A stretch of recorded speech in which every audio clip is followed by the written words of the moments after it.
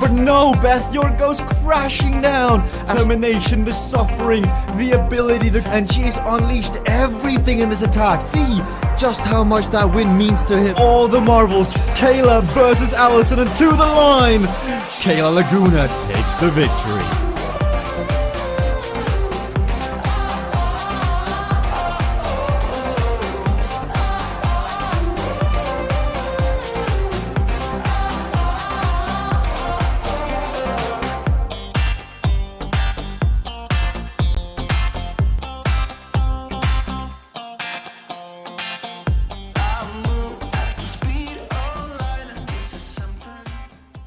Hello everybody and welcome back here to the CVR World Cup Mixer page. As always, my name is CVRcade. We've been live earlier today. We had some great racing here in Zone E, where we saw Tim Fulford walk away with 3 out of 4 races in the top of the Omnium. There was a bit of spice going on regarding keyboard riders in there. It's fun to see how that story is progressing, but now we are back with more racing here for the run-up of the CVRcade World Cup. It is Zone K and L is on display here today. We start with Zone K, and we have a lot of familiar faces returning into the broadcast. We have Sebastian Kuhn, who's racing today. I believe he's even got Sebastian Jr. next to him, so maybe that's some added motivation to perform. We've got Jeff Rooney from New Zealand. He's got 2 coffees in the system already. Will he be amped up and ready to go? We'll see in 2 minutes. Timothy Tremont is back for more. He was tired earlier today. He didn't have the legs to follow. Has 5 hours been enough to rest up and go again? I guess only time will tell. Frank Garcia, hot off a victory in Zone T on Thursday, is rocking up here. It's going to be a hotly contested zone. Can Frank take another victory? Casey Shum, also on the broadcast today, rocking Team Cycling Hub. And then last but not least, we've got Jennifer Garcia, who won her first ever primetime Omnium Zone K here on Thursday. Jennifer, you won by half a point. I'm not sure I've yet to forgive you for that. Oh my goodness, still bitter. Yeah, it was really exciting. I feel like there's a little bit of pressure now because I have been doing better than I have in the past. So I'm a little nervous, but happy to win by half a point against you, Jesper. So now you've got Timothy out there. You two up against the rest. Your dad won a zone on Thursday. Competition's going to get quite fierce. Yeah, it's super awesome to have my dad back on the platform. Hopefully we'll be racing together alongside Timothy, and maybe getting some work with Kayla as well. So it's going to be a good day. He killed it the other day. I also got first, so it was a Garcia family victory all around. We'll see what we can do. It'll be tough to top that one, but we'll see how it goes. First race up is Kayla's mountain track. Good luck, Jennifer. I did just forget for a moment that we had Luis Soberanis also in the broadcast, and that's because he's been out because he apparently was snowed in. He was. And then there was also some illness. I mean, Luis has done everything to avoid getting on the bike. So safe to say he's a proper cyclist. He's got the book of excuses. He's been on page 64. He's not going to need it anymore. What can Luis Soberanis bring to the table? We've also got Daniel LeBlanc in on a... Actually, he's in physically, I think, today, racing this late zone. But here we go. We've got the racing coming up. 15 riders taken to the start here. Who is going to be the first one to win as Luis? Staying to the right here. Tiny bit of cobwebs here. Luis missing out on the early group being forced here. So can he get back on touch? He's going to need to use a comeback kit. Most likely to get back up here is Jeff Rooney sprinting on through. As you can see, the cadence is up in the higher 90s, 100s.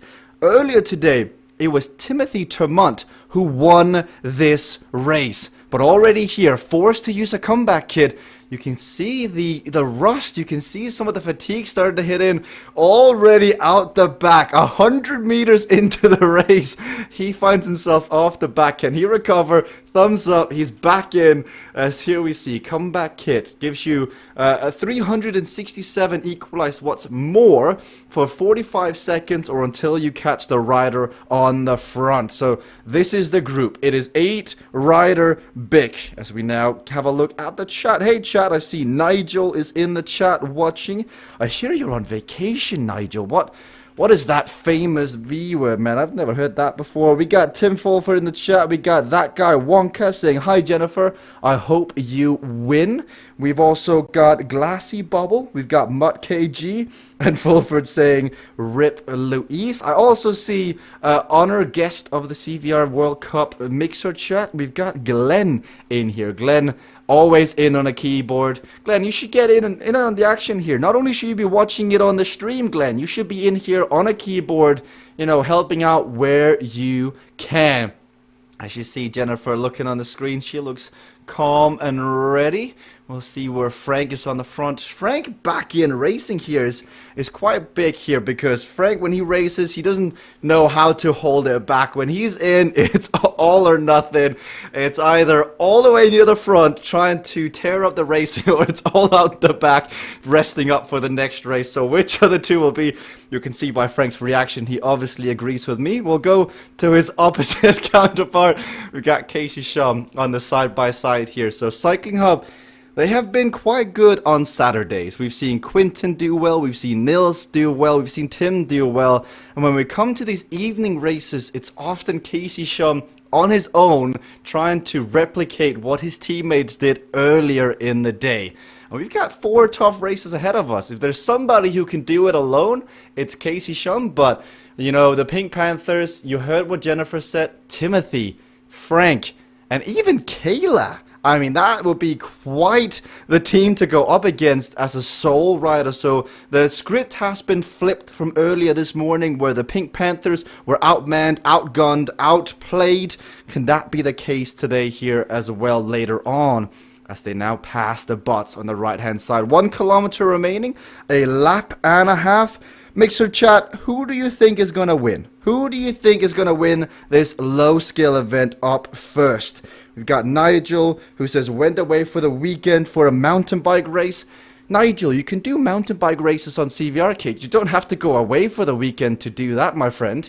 As we now have 800 meters remaining. We got Frank Garcia here on the screen ready to sprint, as we'll see 600 meters coming up to the hill here on Kayla's mountain track. There's 30 points on the line for the winner. It is not the end-all be-all in terms of the Omnium scoring, but it is quite significant because it will set the tone going forward. Here we go. Casey going towards the back. He gets ready. He leans over.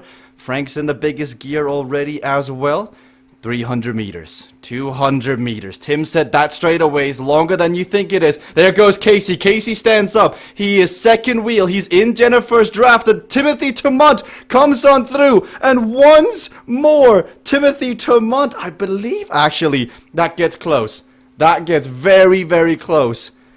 Timothy takes it, but the time gap, the gap between first, second, third, and fourth there has got to be 0.001, because that was all the way to the line. Let's bring up the instant replay once more. So we've got Casey on the left here. You've got Frank Garcia on the right. And it was Jennifer opening up the sprint early, and Casey was there. Casey was in second wheel. But it's a tough sprint, because when you go second, you only get about 60-50% draft. And the person going third can get up to 100, can get more. So here we go. Casey sprinting everything. 1300 equalized watts. And you got Jennifer at 1200. Timothy at 1470 here. And he comes on through to the very, very end and passes Frank. There's 1.5 millimeters possibly, like the half a tire width as they cross the line. Timothy, congratulations. Did you manage to capture the time difference that you won by? It wasn't. It was close. Like, it's always close, but it wasn't like 100th of a second. It was like 1/10 of a second, something like that. Yeah, but so super close, these sprints. I got to the front way too early. Like in the last corner, I was at the front already. So that took a lot more than it should have, but yeah, still got it. What's that, 5 for 5 on that track now? I'm not sure if it's 5 for 5 in a row, but you've definitely won 5 times in a low-skill event on Kayla's mountain track. Very impressive, Timothy, but now the big question is, you've got this race coming up next. What about this? Yeah, that's me done. That's me done. Work done for today. I won the no-skill event. Well, no, it's just full-on support here. If somebody needs me, I'll get there, they will. Well, that's the spirit. You should let Glenn know who's in the chat to get in the game and on a keyboard and to help out as well. Let's go and hear from Frank Garcia because he did cross the line in second. Frank, was there ever a moment where you thought you had that one in the bag? No, I just tried to hold that position. Sprinted slightly harder than I wanted to, but I just wanted to follow Timothy across the line and save something for these other races. Heard earlier that we got a lot of power races today, so I didn't want to give it all in that sprint. Now, this race coming up here, Dark Matter Spire, it is the longest race of the day. You've got the hill. How are you going to attack this race? Oh, I'm sure I'm just going to go right out the back and maybe suck some wheel, because that's my style, Jesper. Not sure whoever said that, Frank. Yeah. I've been known to try and go off the front. We got some good teamwork today. I'm not really on the team, but as my daughter is riding, I certainly will look to sort of go with that team. We've got a lot of cognition riders out, and so I think we're going to have to be watching for them. I think they were holding back a bit as well, and so we'll see how the rest of the races go. But I like the points that I have in the bank, and hopefully I can gain some interest. Speaking of cognition riders, we've got Sebastian down in fourth. Sep, you won Thursday's low skill event for Zone K. This time you were fourth. What was the difference in that sprint? I'm not a sprinter. I gave it all and was lucky to get fourth. Could have been 10th. Now we go again here, and you've got Homer. I think I saw Moti out there for a second as well. You've got Louise. Is there a game plan for cognition coming into this race? Maybe. If I would not tell it here on the broadcast. Well, you could always tell us what you're not going to do. I'm not attack. That's the Sep we all know and love. I'll let you get ready here, Sep. Let's get a word from Casey Shum. Casey, as always here on Saturday night, you seem to be a lone ranger flying the Cycling Hub flag. How do you feel taking on that task? Yeah, I'm good. Just kind of surf through the races and take what you can get when you can get it. It's hard to be super aggressive when you've got this much competition against you. Other teams and that have a lot of numbers. So, yeah, just kind of, don't really go in with a plan because it's really based on what the people around me do, and you have to take advantage of the opportunities when they arise. So, just get in here and see how it works out. Cool. 1 minute and 23 seconds remaining. We're just watching the finish of the last race once again on Kayla's mountain track. Casey going early, Timothy going early, Jennifer going early. But in the end, it was Timothy just on the line, taking it over, winning 4 points over Frank, 7 points over his teammate Jennifer Garcia, and 9 points over Sebastian Kuhn down in fourth. But now we get ready because coming up next is Dark Matter Spire, and this is no easy race. We raced this, I can't remember when it was, but we raced this a while back, and I was in there, and Casey was one of the guys I just kept an eye on because I was just slugging away. I was just doing my very, very best to stay up with the front, but like I look over my shoulder and Casey would be there. Equalized heart rate, 10 beats lower, 15 beats lower, and he just knew how to draft. It's things like that that really set you apart, and it'll be interesting to see how this one pans out because we all remember what happened last time Dark Matter Spire was up in the rotation, it was Timothy, it was Ben, it was me, it was Jennifer, who all decked it on the very first turn. Actually, sorry, Jennifer had Uncrashable, then she proceeded to deck it on the next turn. So she got one turn further than the rest of the guys out on course. But here we go. Dark Matter Spire coming on up. 5 laps. And you got a 4km/h win from the side. Timothy on the front. Jennifer is there. Sebastian, Frank, Casey. I think Casey is aware of the fact that when Frank is racing and when Jennifer's racing, they do like to attack early. They like to catch people sleeping right out of the gate. And I think Casey knows that he's not going to want to be let go of that front group. So early on here, we see a bit of attacking. Kayla is in there down in 7th. Allison is there as well from Team Cognition. Jeff Rooney, one of the only riders here from Velocity Vixen, as Daniel LeBlanc goes down. Now, it looks like Louise may be further down behind the bot. I'm not sure where Louise... Oh, sorry, actually he's in 2nd. Oh my goodness, Louise, I'm so sorry. I was trying to find your name. I was looking for it. Oh, I should use glasses more, but you got Louise now saying, Jesper, I'm right here on the front. I'm rocking away. I may have had 2 weeks worth of rest. It may have taken MotoGP Kelly out of the contention for the World Cup by the fact he took a week or so in the rest, but for me, it's only going to make me stronger as Timothy Tamut comes over the top. Going back here to Luis's teammate, Sebastian is sitting here on the outside of Jennifer Garcia. He's trying to get a bit of draft. He's trying to hide away, try to get some shelter from the 2 riders around him, because that's Frank Garcia, that's Jennifer Garcia. They will be in audio communication. They will be using the in-game audio widget currently to discuss what do we do, because they've got Timothy up the road. Timothy said he came into this as a helper, as a strategist, as more of a domestique, but he's now finding himself signing up for a world of hurt. 3 seconds off the front, you've got the gap, now you've got to dig in here, you've got to go for it.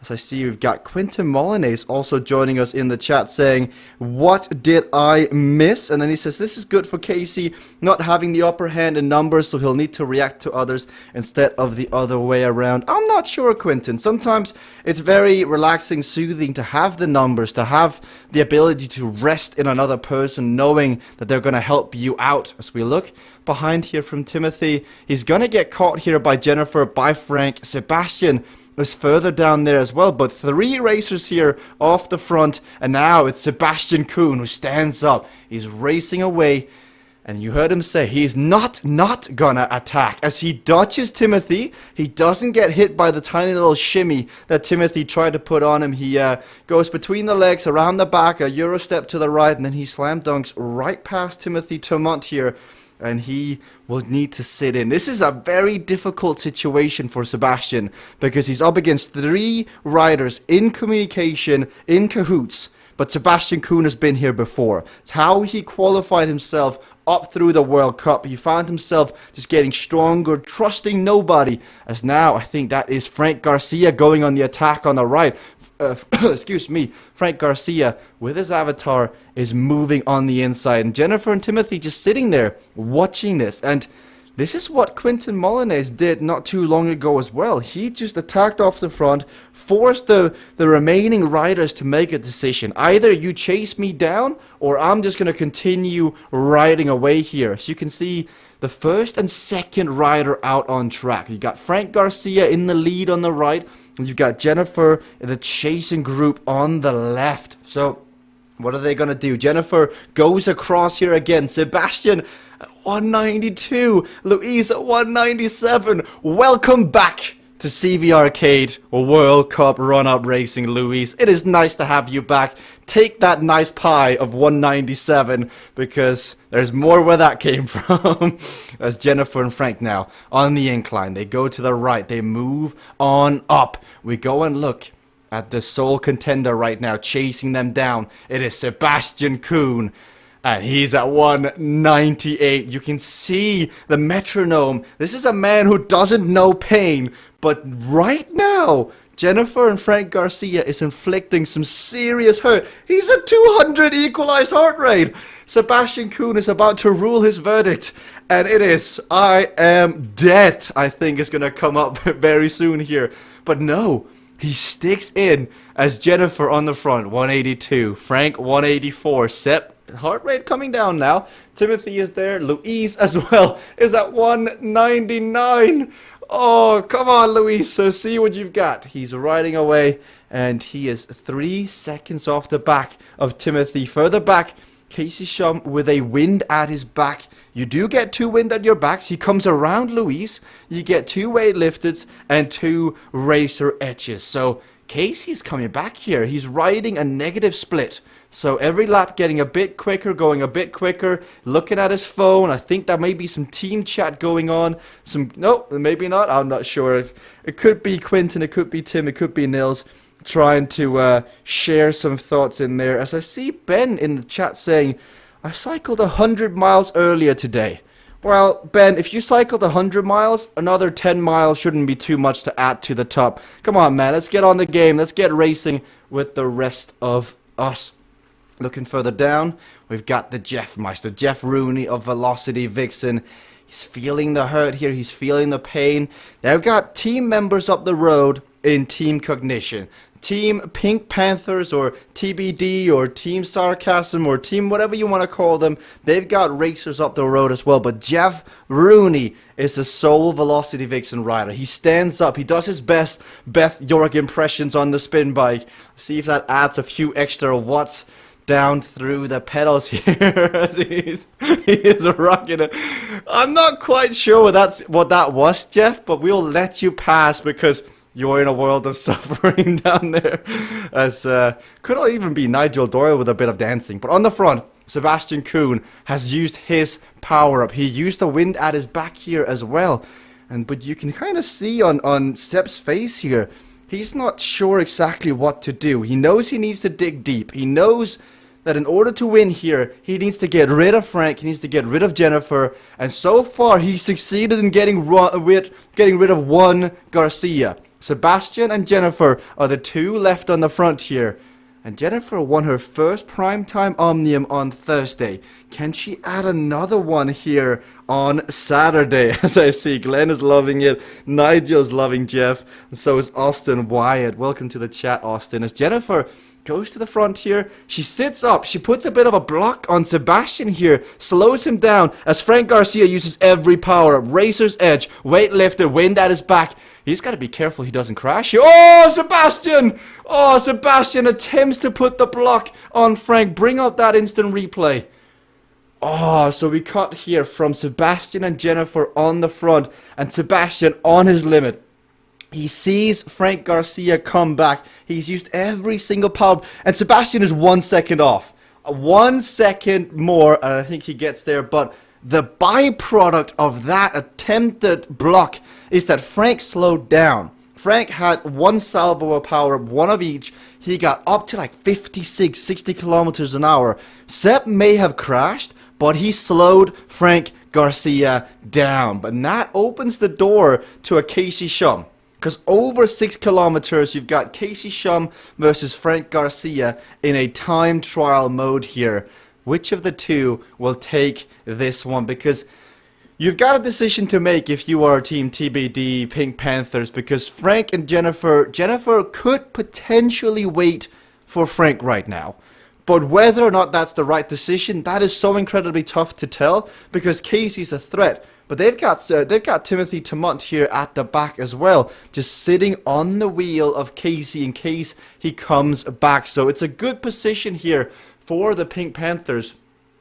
As you've got Frank here on the right, he's looking on his screen. He's looking at the riders nearby list, figuring out where is Casey, how far down is Casey, what's his equalized heart rate, what are his power-ups, what does he have left to play with at this current moment in time. Now, the story continues though, because if we go back, if you were watching Sony earlier, you would know that a certain somebody was called out. A certain somebody got a bit of a rinsing from Darth Vader himself, Tim Fulford. Daniel LeBlanc got a bit of a rinsing for racing on a keyboard. He's back in here again. So now Sebastian, if he can hook up, if he can team up with Daniel LeBlanc, his teammate, they've got the potential to get back up there. Sebastian works so hard, and one crash has put him down in 6th. Can they? It doesn't seem like Daniel's waiting for Sebastian. He's just kind of doing his own thing. Oh, he's just saying, go on, move on. No, I think that's Sebastian telling me to move off Sebastian. He doesn't want to be on the screen. So we'll move further up. Timothy Tamont in fourth here. He's sitting in a good position.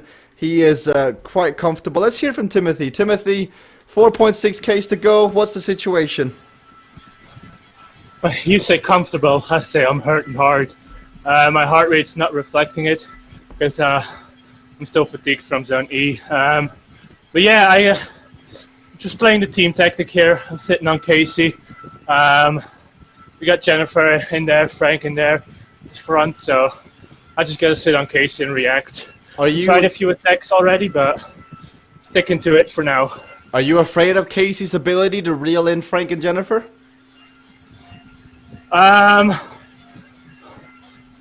He could, but I think he's gonna play it smart and save a bit for next races. So I think they're gone, Jennifer and Frank. But yeah, we'll see. Maybe We'll me see. saying this. You see? I told you. Ah. Good luck, Timothy. Get back on it. Casey Shum with power-ups. Timothy has nothing. And Casey's saying, what was that? What was that? I can't hear you, Timothy. You need to speak louder. As Casey, he's only got 3 seconds up there. But then Timothy on the inside comes around with the encore. And so one diss track from Casey gets answered by another diss track from Timothy. But which will go platinum first? I guess we're going to have to wait 3.7 kilometers here as Casey now catches back up. But the end result is they got closer to Frank here, but Timothy is not going to do any of the pacing to the front, as we can see. Quinton says, well, Daniel didn't really get called out. We just saw Timothy sitting on his wheel, so we decided to even the game. Oh, I've got no issues with it. I think keyboards are fantastic. I like having the gameplay, the interplay of keyboard, like man, machine, having someone to help. It's nice just to see more people on the platform, more racers getting involved, because now that Daniel's game is back, he's now trying to help out Sebastian still, but there's still a bit of distance in between the two of them. If you look at the landing strip, there could definitely fit an Airbus 837 on there, whatever it's called. As executive producer shakes his head. We got Jeff Rooney back in 7th here on the outside of Sebastian Kuhn, so he's making up some points. He could be rallying his way back. He's only 2 points off Sebastian now on 5th place. If he catches up past Daniel, he'll get more points. But on the front is still Jennifer Garcia and her solo race here. She doesn't look to be too bothered with how everything is working out so far. She is pedaling away. She's got a gap of 13 seconds down to Frank, and she'll just be continuing her own thing. Bearing a crash, she looks like she's going to have this one in the bank. Further down, if we contrast that with another Garcia on the stream, Frank looks to be hurting seriously right now as he's been working hard for 9 kilometers, and there's 2 left now. 6 seconds to Casey, and knowing the relationship that Frank and Casey has, Frank wants to make sure that Jennifer wins the race, of course, but then he also wants to beat Casey to take as many points as away going forward, because you heard, oh, Jeff goes down, but you heard from Timothy that Casey's ability to race consistently over an Omnium is what they're thinking at. They think that Casey is just going to be safe and secured with 2nd and 3rd, and then maybe look to do better on submerged and Lakeview lanes, higher skilled courses. So we'll see what's going to happen here. So you've got Frank on the right, you've got Casey. Casey looks calm for 176 equalized heart rate here. He shakes his head, but sometimes, you know, the camera can lie, but when there's a commentator looking at it, the camera never lies. I mean, when you look at Sebastian, when you look at Homer, they've just got one binary setting. Either they're hurting or they're not hurting. As Frank is standing up, he's dancing away. Timothy is in a good position here. Timothy, if he can just sit in, if he can stay on Casey, we've already seen one acceleration from both Casey and Timothy where Timothy got the upper hand. He succeeded in taking some points away. So if he can do it again here, that would really eliminate the threat, or at least minimize the threat of Casey in submerged in Lakeview Circuit at the very end here of Zone K. So we'll see. Now Casey comes to the left. He's going to accelerate again. I think Casey has got his sights on Frank Garcia in second. I think he's thinking, how far out do I need to go in order to get second place here? How far out? What's the last point of no return? What is the point where I can catch Frank without spending too much energy, because they crest the top for the final time? And Timothy's still sitting there, sitting at 185, Casey 182, Jennifer's 185, Frank is 188 over the top here. 900 meters remains, but that's for Jennifer. I mean, Frank, Casey, Timothy, they've got 1.3, 1.2 here, so they've got a significant longer left here as Jennifer uses racer edge on the front. Now Casey, the gap was going in the wrong direction. 10 seconds, 11 seconds to Frank.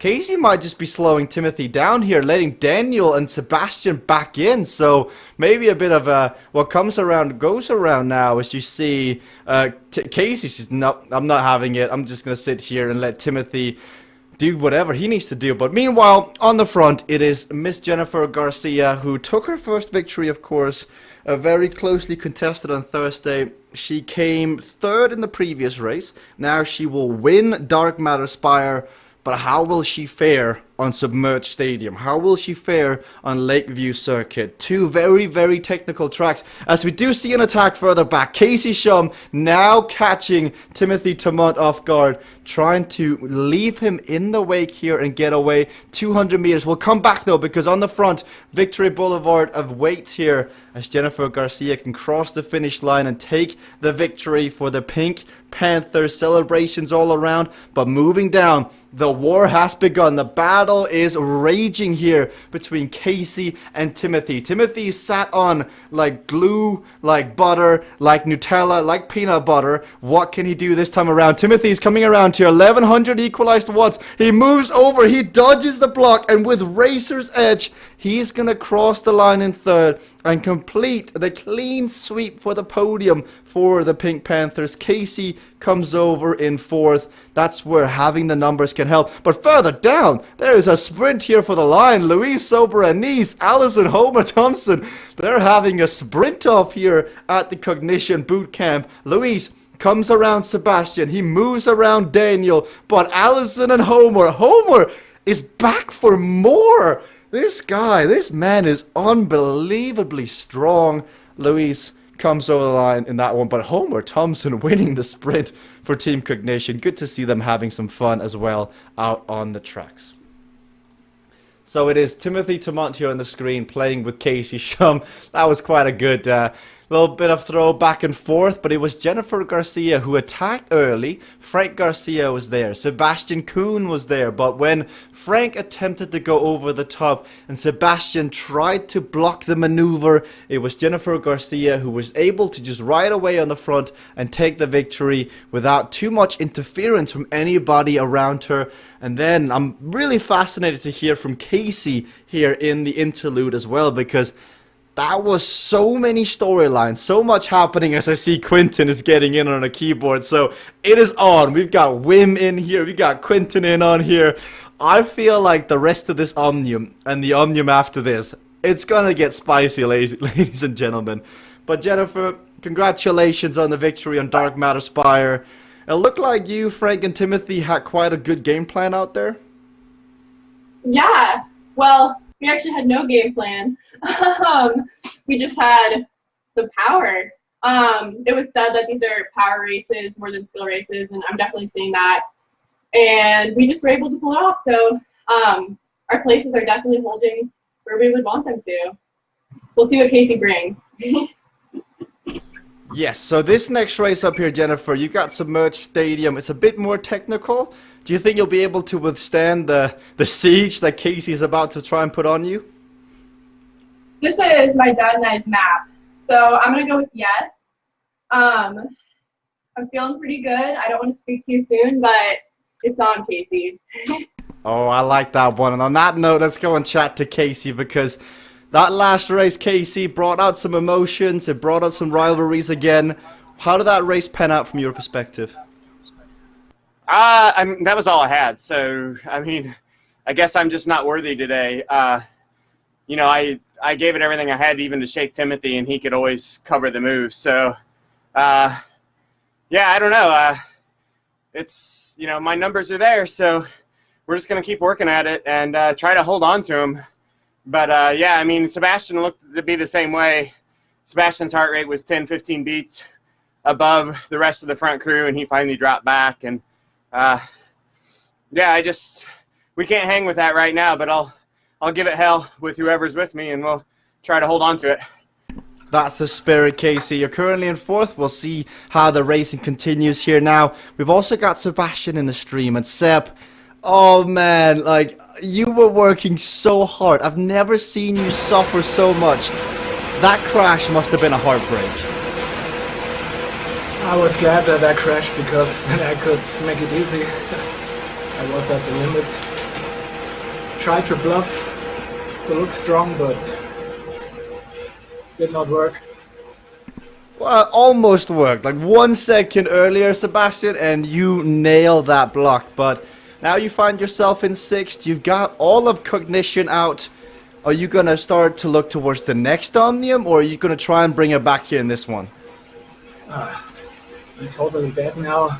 I hope I can help Homer and Allison, Luis.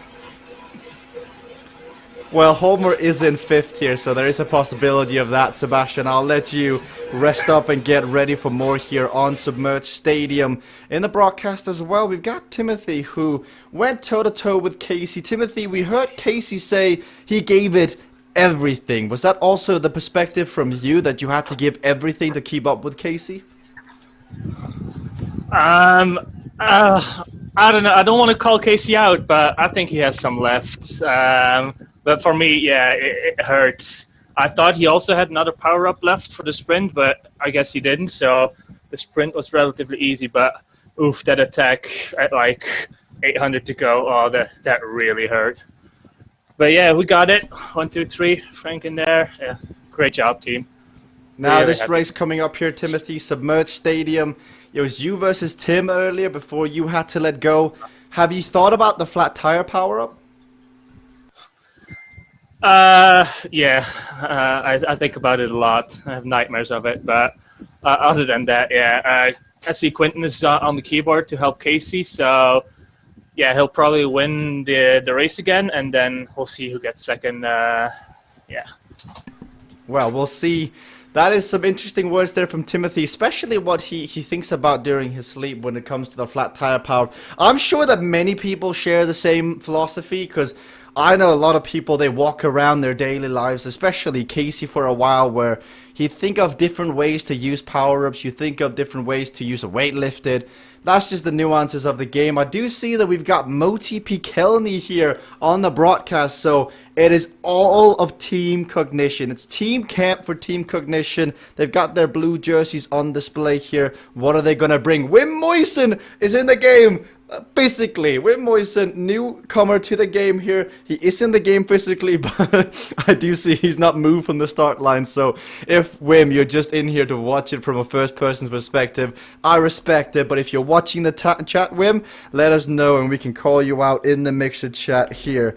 You should see Moti on the front. Jennifer's gone down though. Jennifer Garcia, just like Attack the Middle here, she's made a mistake. Now, can she recover? It is very easy when you're in the front to be calm and rested and in control. But once you've been in the front and you make that early mistake, she almost crashes here through. She's going to risk it for a biscuit here. She's going to have her hand in the cookie jar, but is she going to get the cookie here? That's going to be the question, as she finds herself on the rear wheel of Jeff Rooney, Daniel LeBlanc, Homer Thompson. There is a blue Armada out. There is literally a wall of Cognition to pass. As meanwhile, Frank Garcia uses his flat tire power up on the front. So Frank Garcia catching up here to Moti and passing Moti thanks to his power up here. So he is going to go over the top.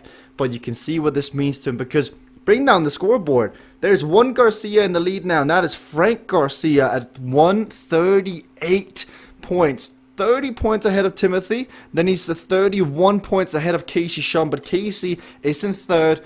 But what we saw earlier today is that the flat tire power-up. And Jennifer goes down again! Oh, she goes right into the obstacle. So one crash often is followed by another often is followed by another, and suddenly that cookie is starting to crumble real hard now. So we'll see if she can get back on. But 2 crashes before we've even completed 1 lap of Submerged Stadium. We'll see if she can get through all of them. But this now changes the narrative on the front. Frank Garcia, Moti Pikelny, Casey Shum. This is almost like going back in time. This is almost like, you know, starting up the time machine, going back to Zone T. And this is what we used to see. Frank Garcia, Casey Shum, Moti Pikelny. So many people thought that Moti Pikelny was going to be the #1 contester for the CVRcade World Cup Grand Finale. Didn't quite pan out the way, but there's many a seasons to go still here. It's Moti. Oh, Casey! Not happy with Moti's blocking here. Tiny bit of... Oh, again! Oh, Moti Pikelny taking no prisoners here, so Moti... Oh, Jeff with a flat tire as well. Moti, he's smiling, he's happy, he's got a plan here. And then Homer with a flat tire. Everybody getting the CO2 canisters out. But Casey did pass Moti here, and Casey and Moti are duking it out. So Casey on his limit. He needs to get points back on Frank in order to win the Omnium. And Moti goes right on by Casey here as we go back. Man, it's not often you see Casey Shum that frustrated, that livid on stream, but few things can get it going. We saw, of course, Casey throwing his beat on. Never forget, always remember, highlight. But now he's surrounded. He's got a teammate in there. He's got a friend. He's got a friend in here that is... Oh, he's got to be careful, Casey! Oh, Casey Shum, he's done. He's thrown in the towel. He cannot believe it. Bring up the instant replay on that one as Jennifer uses her flat tire. But Casey comes through here, and on the left there's a bit of a dulge. There's a bit of an incline. And if you hit it, you will fall down. And he's got a rider riding his outside lane on Casey. Oh, he knew it. Uncrashable gets popped by Casey. That is it. But while this is happening, on her track, the comeback queen has come from 2 crashes down to catch back up to the front. Frank Garcia 1 second up. I think he's going to let Jennifer come on through here, as now you can see Jennifer from 14th, 15th, 16th place to winning. How in the world has Jennifer pulled that one off? That is definitely something that somebody should go back and look on for a physical replay, because she had to navigate through all of Cognition, all of Moti's shenanigans, all of Casey's rages, as Daniel now uses his flat tire power up. Hey Wim, I see you in the chat now. Good to see you, Wim. I hope we've got all your technicals sorted out. We got Crucial Ball saying, Jesper, let it go. It's a new season. Moti might rise again. Maybe that should be Moti's new nickname, the Phoenix. I feel like with the hat, it kind of fits. You got the red blaze, you've got the light, you got the aura. I like it. We've got Nigel Doyle, the Nightmare. We got Moti Pikelny, the Phoenix. And now, I've learned now that Vibeke Bertram's nickname is the Chicken. So there's some great nicknames all around that we'll be using here in the broadcast going forward. But going back to the front here, you got Frank Garcia. He's going to want to chase Quentin down, because I think Quentin has one plan in mind. Catch up to Jennifer and maybe put a block or 2 on it to try and take some points away. And I think Frank is aware of this, and that's why he's fighting the keyboard writer that is Quentin Molyneux. Quentin was on earlier today in Zone E, and he's back for more here in Zone K. Going further down to a man who does not need more nicknames, like the Metronome, the Jury, the Judge, the Executioner, the Dominator, the whatever else you want to give Sebastian Kuhn at this point.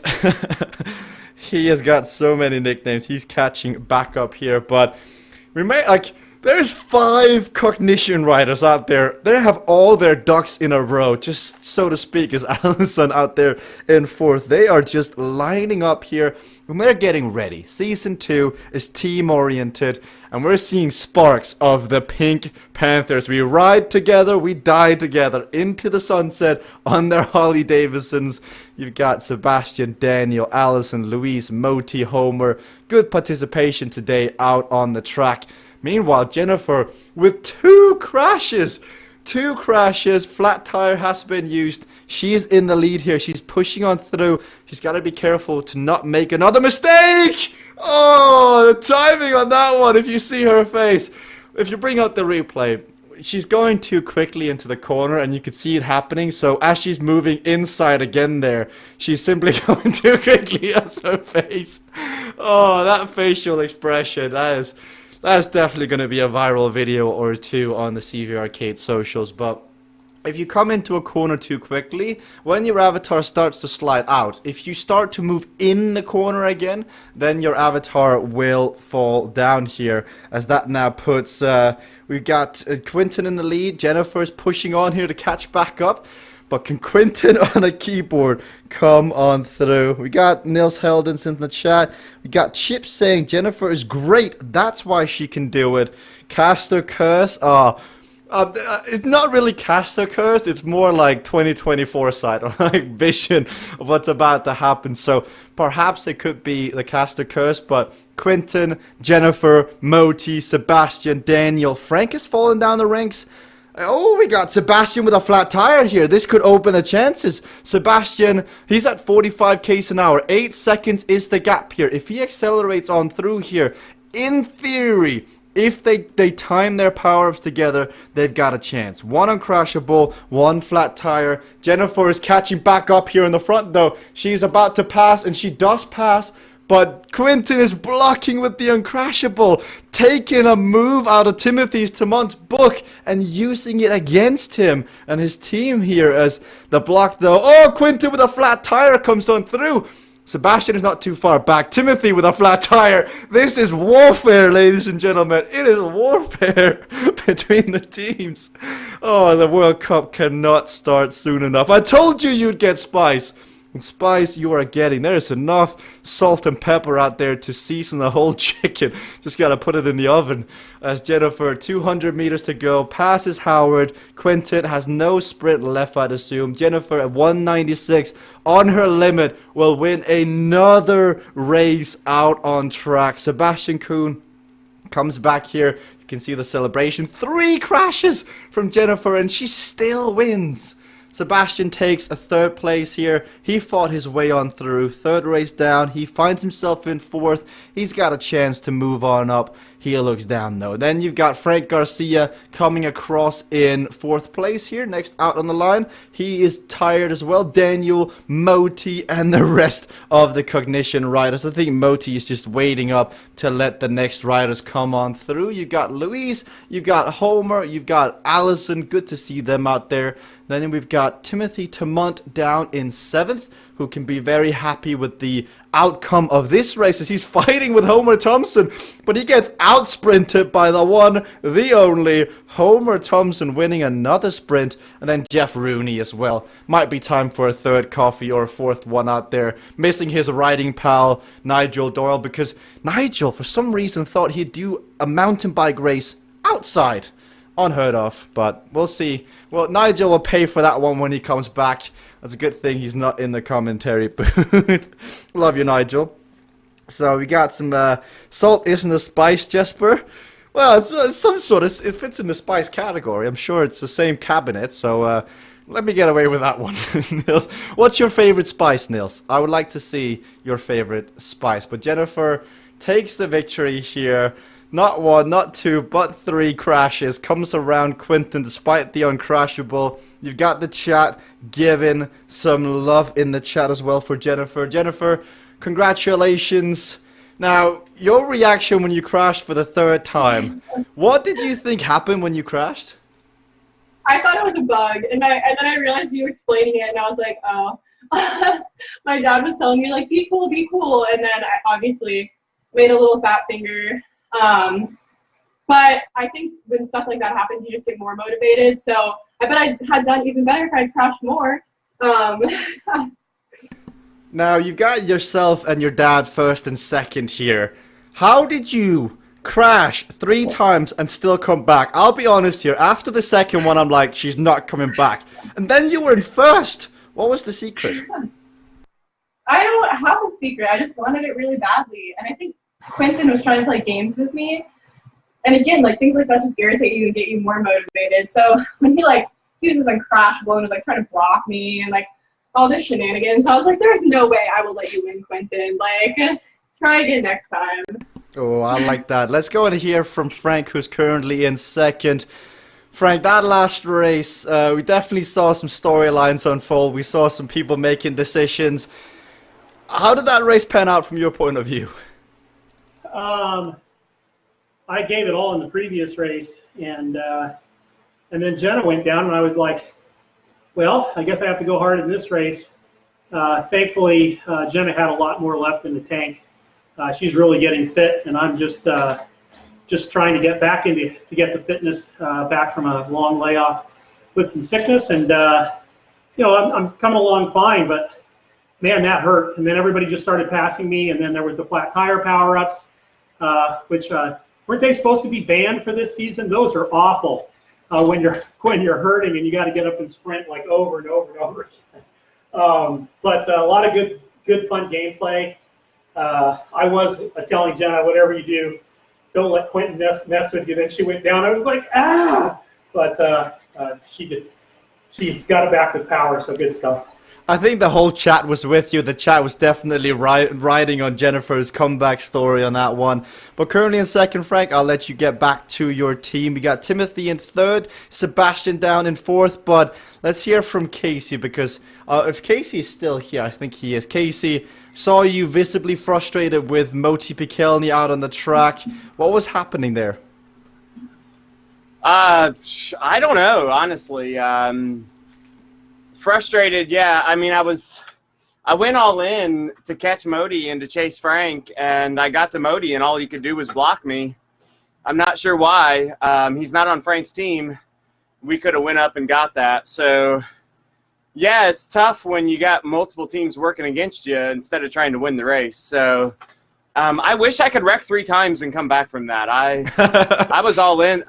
I was all in there, and I mean, I put myself in a bad spot. It's my own fault for wrecking, but they also intentionally kind of blocked me into that. So there was definitely intent to it too. So I'm not sure what their plan was there. I guess we're all racing for third and fourth place now because they don't want to chase Jen and Frank. So we do have Moti on the stream, so let's go and get a response. Moti, are we racing for third and fourth and fifth place out on the tracks?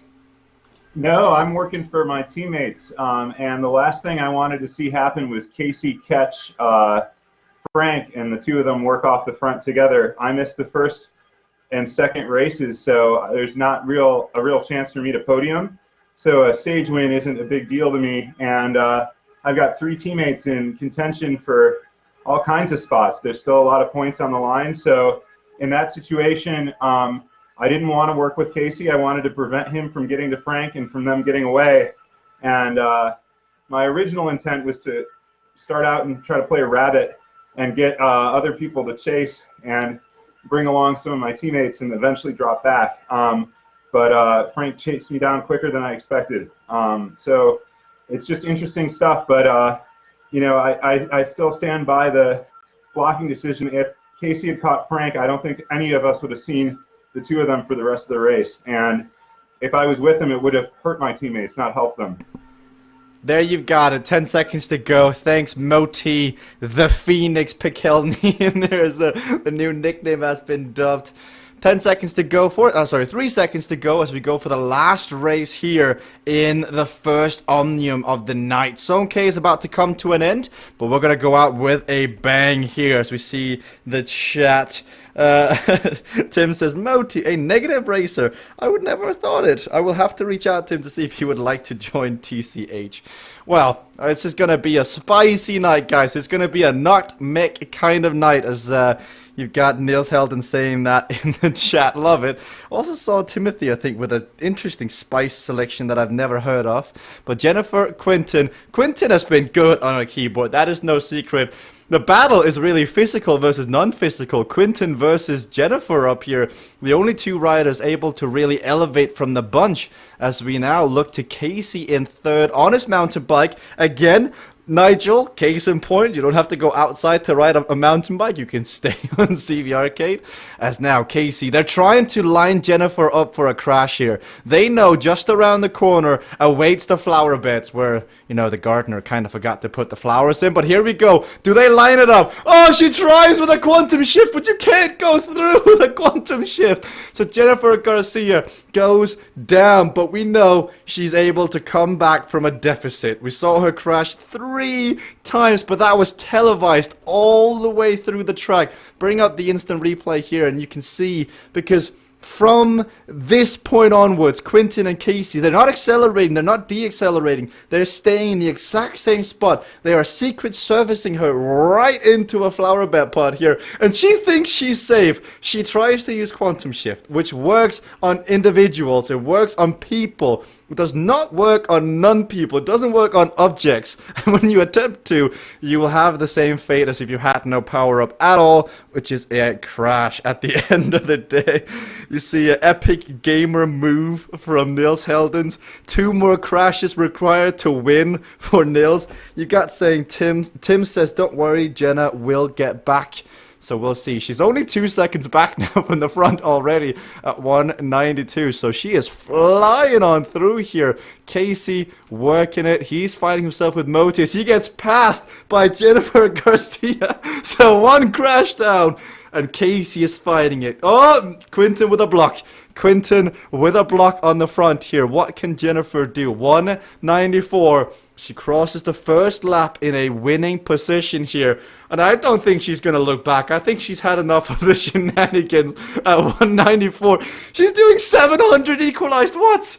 She's pushing with all she's got. She's got to be careful she doesn't overcook these corners. I think it's the same storyline as the last race where Quinton kind of got in the way. Quinton instigated this rage that was like subsidiary deep down in Jennifer.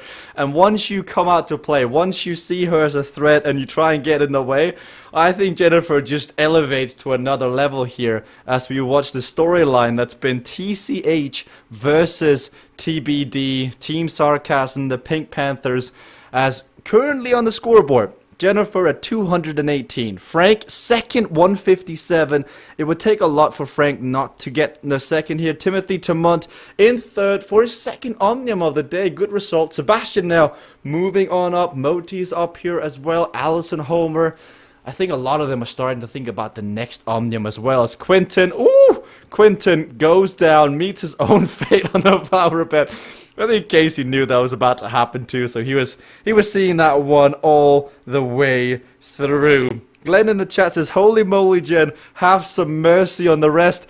Now, this is not Jennifer the Merciful, but it is Moti Pikelny, though, attempting to bring it back. He's only 2 seconds off her, 198 equalized heart rate, and we're halfway through. Iceberg 304 says, tell Homer his grandson is watching. Well, if that's the case, that is epic. I know Sebastian currently is racing with his son right next to him, so this is a family sport. It is something you can do with the entire family thanks to physical equalization. So we will see how this now pans out. Casey getting back here to Modi.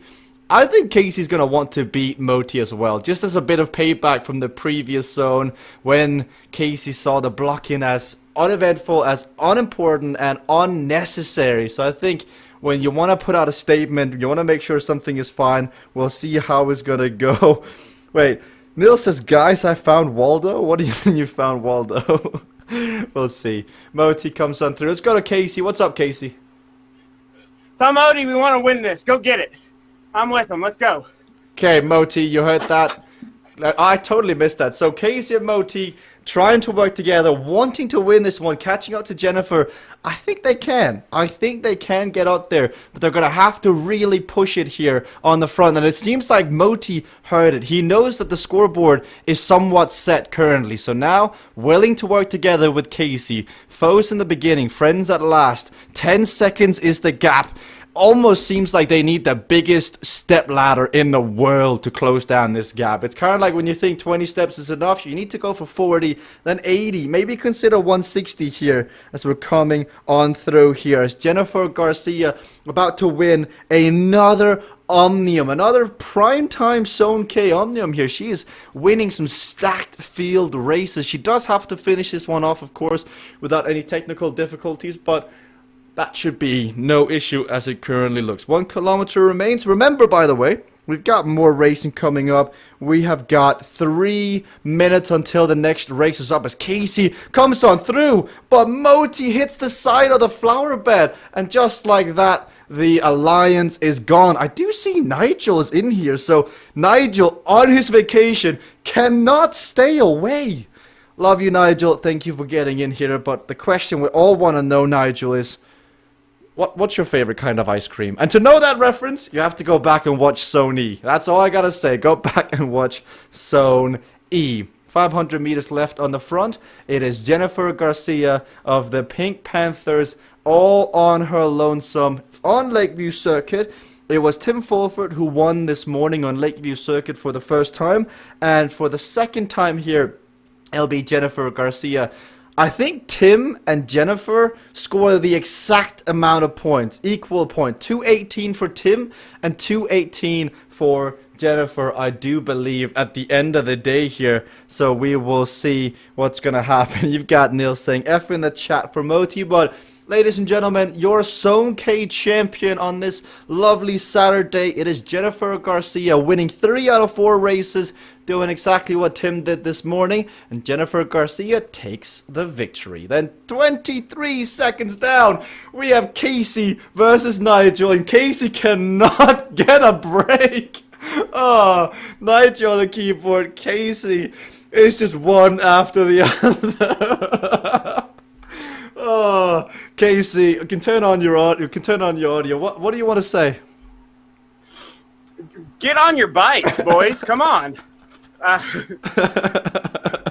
On that note, let's go back to Frank down in 6th. Actually, he gets passed by Timothy just across the line here. Frank will get 2nd. Timothy will get 3rd. Sebastian crosses in 4th. Then you've got Moti down, who despite that crash, has come all the way down here, so he's getting ready. There's 1 minute until the next zone begins, I believe, so do get ready for that, as that's just around the corner. So as we get close to some closing interviews from Zone K, 3 minutes. 2 minutes and 30 seconds until the next zone, Zone L. If you're doing another zone, you have 2 minutes and 20 seconds to get into the next race and get ready for it. But here we got Jennifer coming on through.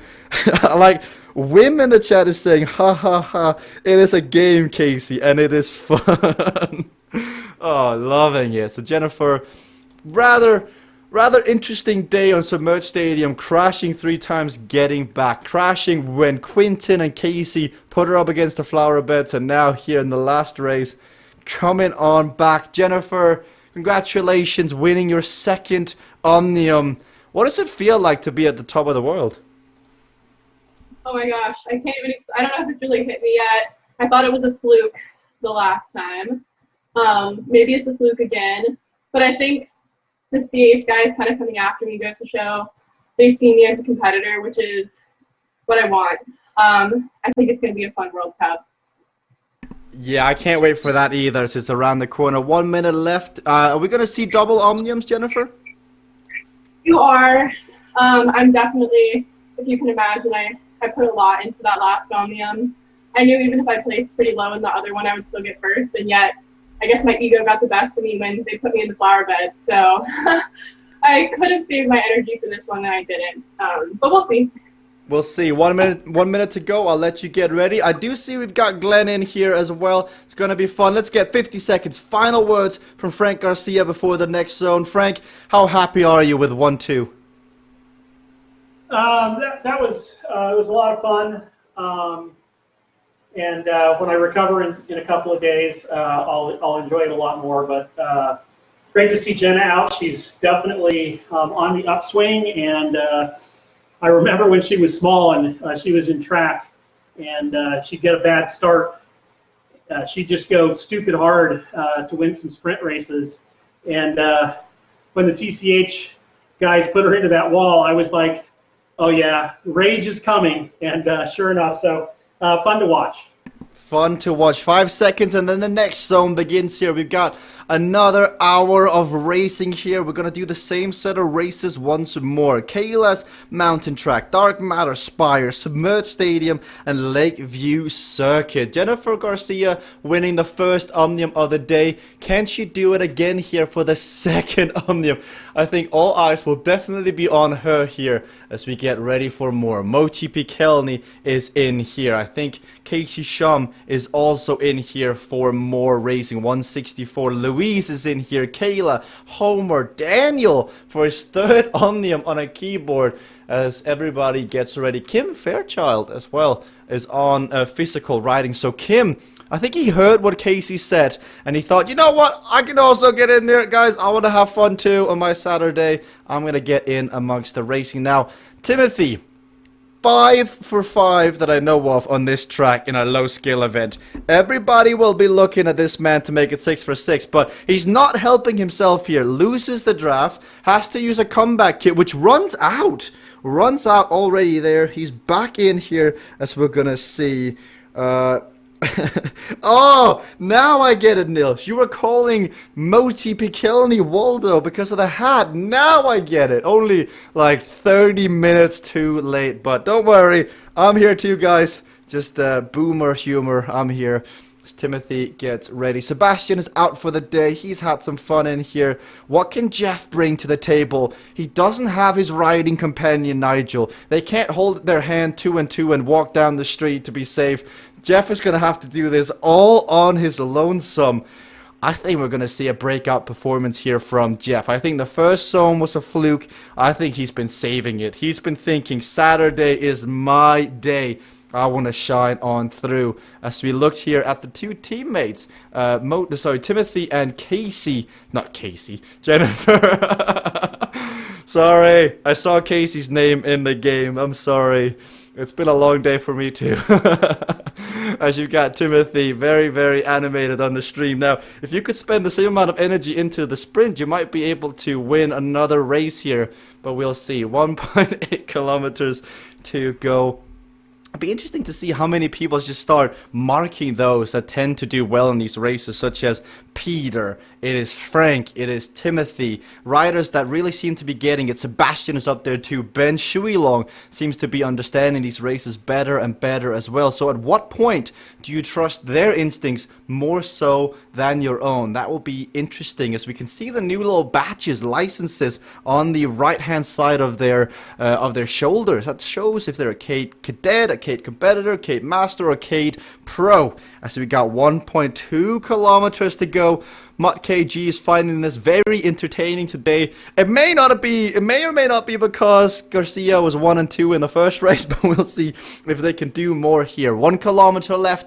Let's go and see how Casey is feeling. He looks like he is ready for another sprint. He's got the headphones in this time, so he wants to listen to the music. He wants to listen to, you know, whatever gets him going. We know for Frank it's Kansas. It can be Go On Your Wayward Son or whatever it's called. 700 meters left as once more. I think that really triggered the executive producer. Smiles from Casey too.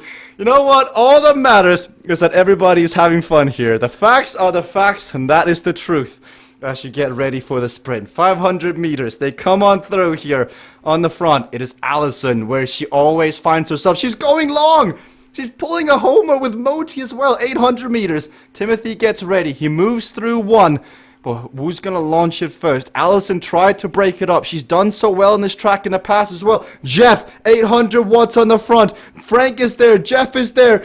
Jennifer is coming on through. So is Timothy. Timothy's too late. It could be Jennifer. Jennifer, look to take the victory. No, it is Moti. Moti Pikelny takes the victory. You can see Jennifer's reaction, but it is Waldo. It is the Phoenix. 202, and we found him, who takes that victory at the end. 202, equalized heart rate from Moti Pikelny of Team Cognition as he takes his first victory back in quite a while. Good to see Moti Pikelny with a successful return here. That's good for team morale, it's good for team cognition, very well deserved, and it looks like it was Timothy just too late here as we watch the replay. Timothy way far back. Jennifer has it nailed on pretty well with the timing, but you look on the right hand side with the riders nearby list. Casey comes on through, he hits the front, but then his speed slows down. They're at 75 kilometers an hour, and Moti finishes at 77 kilometers an hour. That is incredibly quick. I think there's only one question that should be fitting to ask at this moment. Moti, why are you not wearing a helmet? That was 77 kilometers an hour. This is one of the original helmets that dates back to the earliest days of cycling, just when people were trying to be UCI compliant. I mean, I've only fallen off of my bike in my basement maybe 15 times, so, you know, I'm willing to risk it at this point. But that was a great race, really difficult making the group, and felt good to put in that sprint very close at the finish. Now, as this is happening, Moti, we can just show you quickly that I think Jennifer is pumping up her tire to get back on the racing here. So they seem to be taking everything out of the body and out of the bike. But Moti wasn't quite finished, so we just had to cut to it for a second. Team cognition here, Moti. It looks like you guys are out here trying some strategies, etc. Is that the case? Yeah. It's great to have so many people out here. We know a lot of the racing in the next World Cup is going to be team focused, and I've been away for a bit. Things have been busy. Kids were sick, and I caught it from them, and I'm just feeling good to be out here with teammates and competitors and having fun. It's going to get real serious really soon here, and any practice we can get is going to pay off. Don't tell me it was you who got Louise sick as well. We've been missing Louise out here. He's been ill, Moti. That's not good for him, but... We guarantee that airborne pathogens cannot be passed through the team audio channel. You know, with all the World Health news and things, you know, this is probably the safest place to be competing with a bunch of people in a closed stadium with dust flying around. So... Well, I love it, Moti. 3 minutes 30 remaining. I'll let you get back to your team. Now, Jennifer, we did see you just pump up the tire there. Is that the secret today? Is that, you know, getting off, just pumping out some air, getting back on? For sure. The secret is pump your tires between every race, people. And have a tire with a leak as well. Yeah, it's really good to see Moti up at top. We'll make for a fun dynamic as I slowly lose myself here. So I'm rooting for him. It's good to see him back. Well, if we start to see a movement here with everybody bringing out a pump and starting to pump up their back tires as we race, we'll all know where to trace it back to. But Jennifer, second place, looks like you've got more in the tank here for the second Omnium. I'll let you get back to it in case the back tire needs any more air. We've also got Casey in the stream here back for more, I think. Casey, what are you listening to? The chat thinks you're listening to Baby Shark. Is that the case? Nah, I've got like Monster Cat on or something, some non-copyright thing. I primarily can hear you, but my cordless headphones died at the end of the first round, so I had to switch to the wires. Oh, I can only apologize for listening to this for the entire time while racing. I can only imagine how infuriating that can be at times. But last Omnium of the day, last Omnium of the week. Is this going to be Casey Shum's hour? No, sorry, Jen, I already called working for Madi, so she's going to have to find somebody else to work for. Madi's my boy this round, so...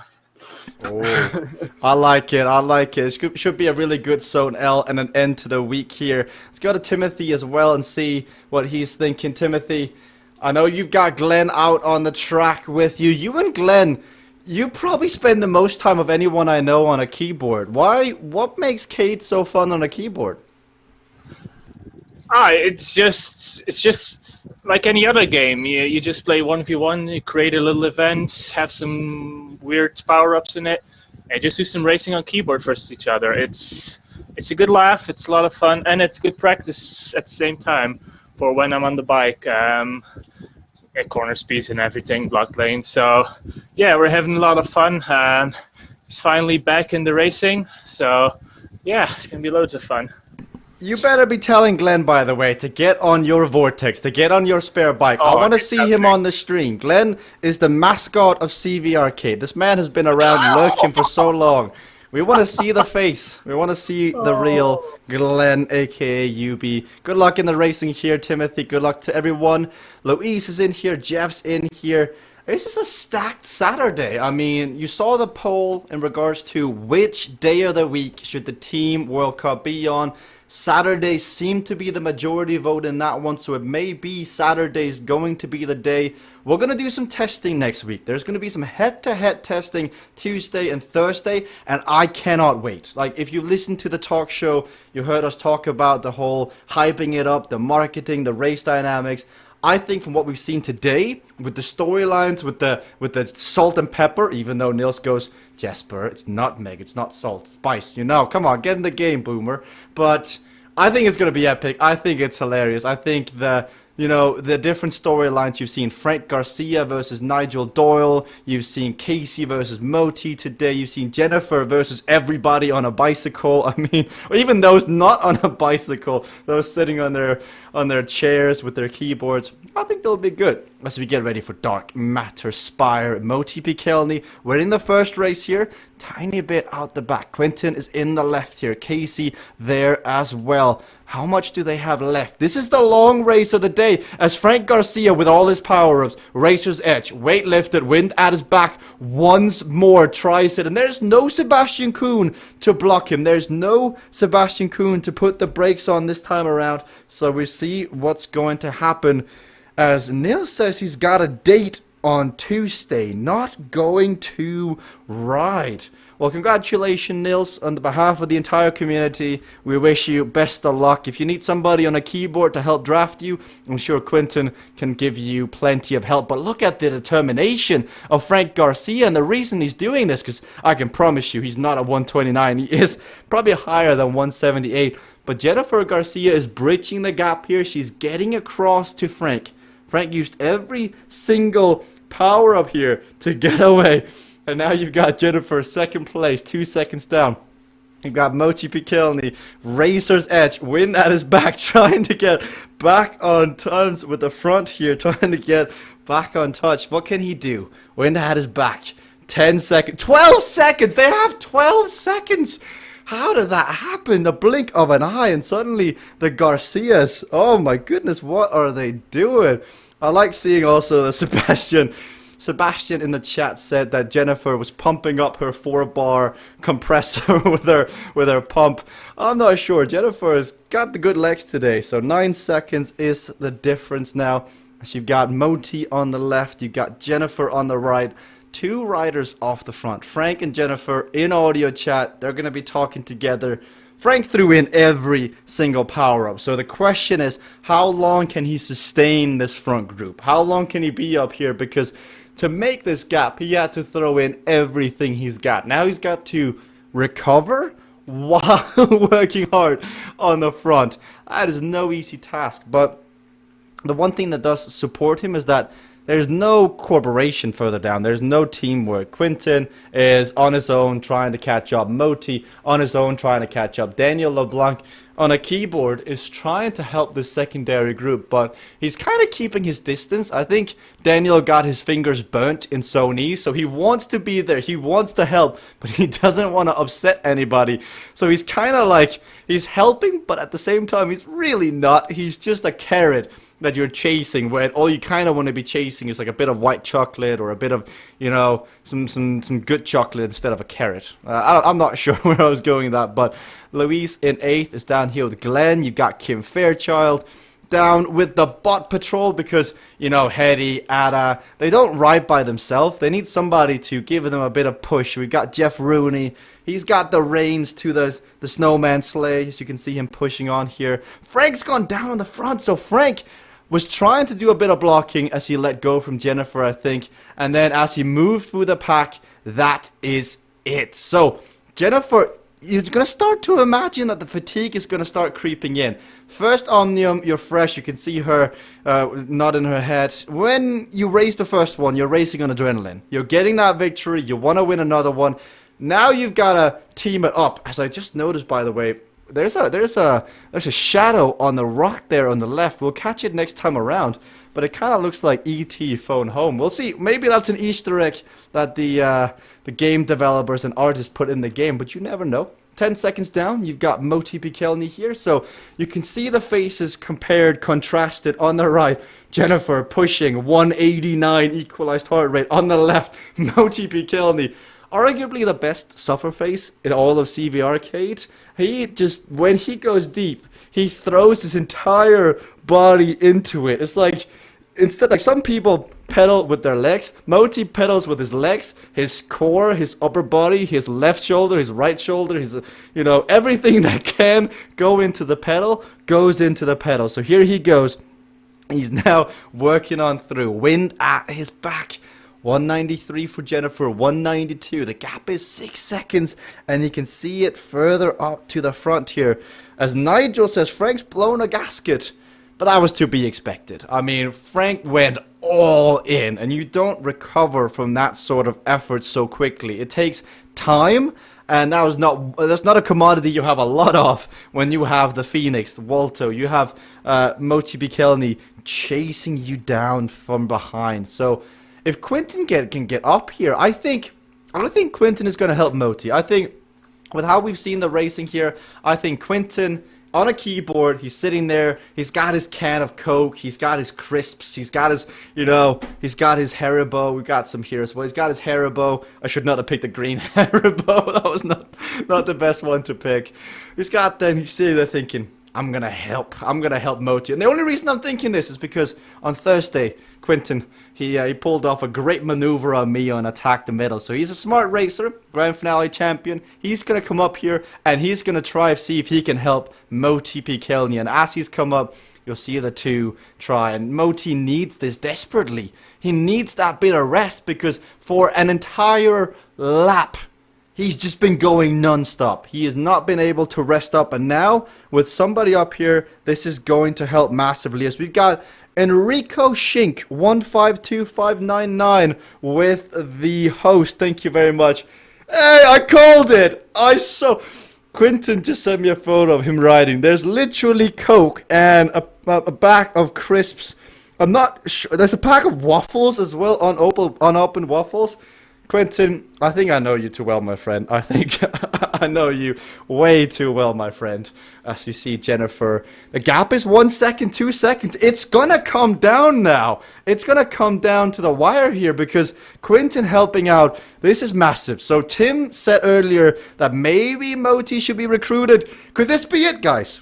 Could Moti Pikelny, Casey Shum be joining Team Cycling Up? Could Moti throw away everything he's built at Cognition to join Team Cycling Up? The funny thing is I know Moti's not able to reply right now because if he could, he would scream no at the camera because he's worked so hard to build up Cognition. But you've got Jennifer on the left now being caught. And there is a great point in the chat saying the look of fatigue is completely different on the two riders.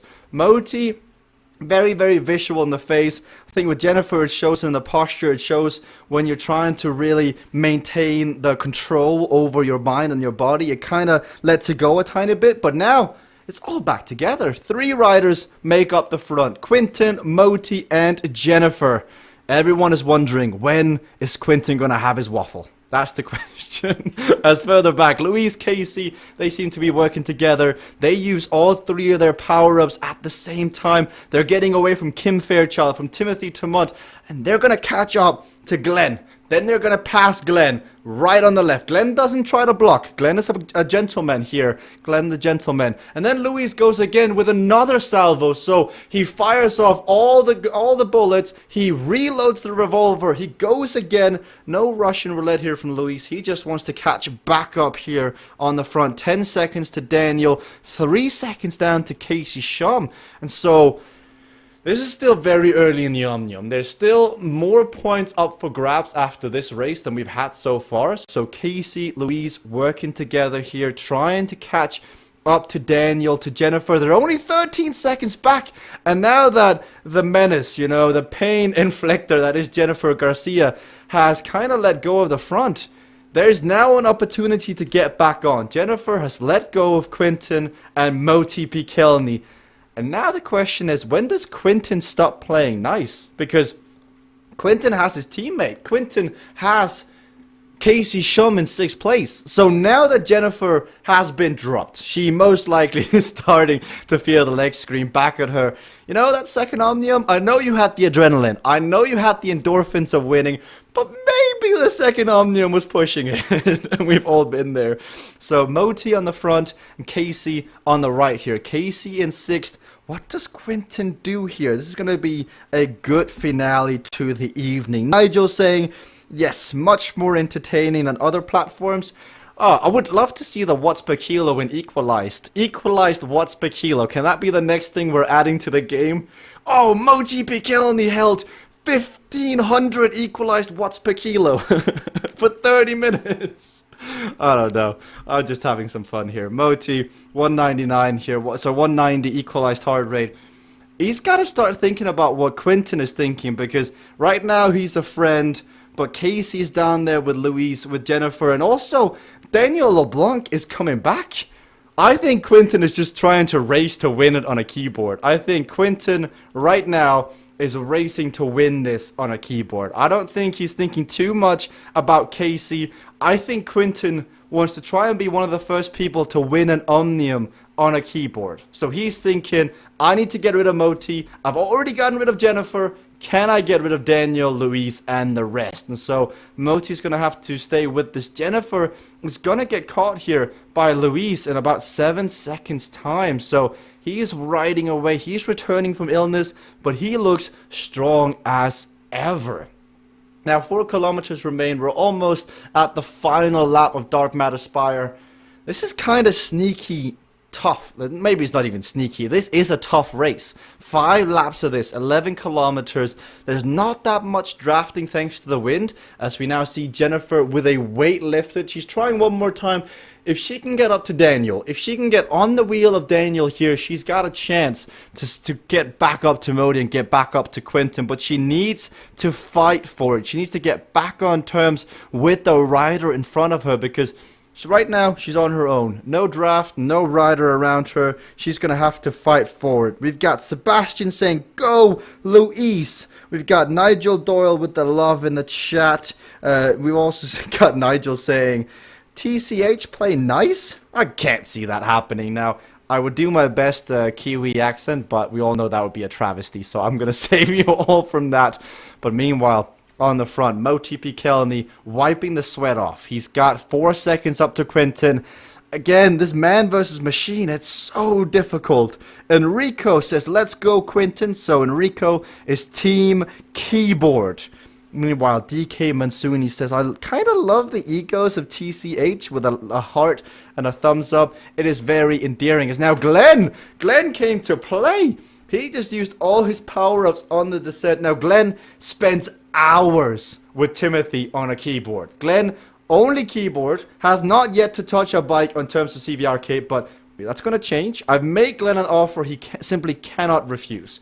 100 Jesper points if he rides physically. Now, knowing Glenn, he's going to take that offer up, but he's now going to pass Jennifer Garcia out on track. So, one rider has passed Jennifer, now another rider passes Jennifer, and now Casey, I think Casey is starting to think, you know what, Jennifer made me hurt in the last Omnium. I'm going to get a bit of a second wind here. If I can catch back up and go over the top, that may be able to break her spirit. But then Jennifer gets back on here with Glenn as they're trying to work together. Moti Pikelny versus Quinten Molyneux.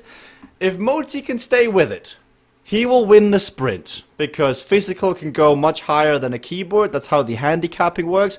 But staying with a non-physical on a climb, that is going to be tough. You're going to have to dig really deep here. As Neil says, are Jesper points the same as Venezuelan bolivars? If they had Jesper points, they wouldn't be bankrupt. They wouldn't be in the debacle they are now. Let's just say it's a more stable economy. It's better regulated, is to say. That's how we'll leave it. As Moti playing it quite dangerous there. He doesn't crash. He moves to the right.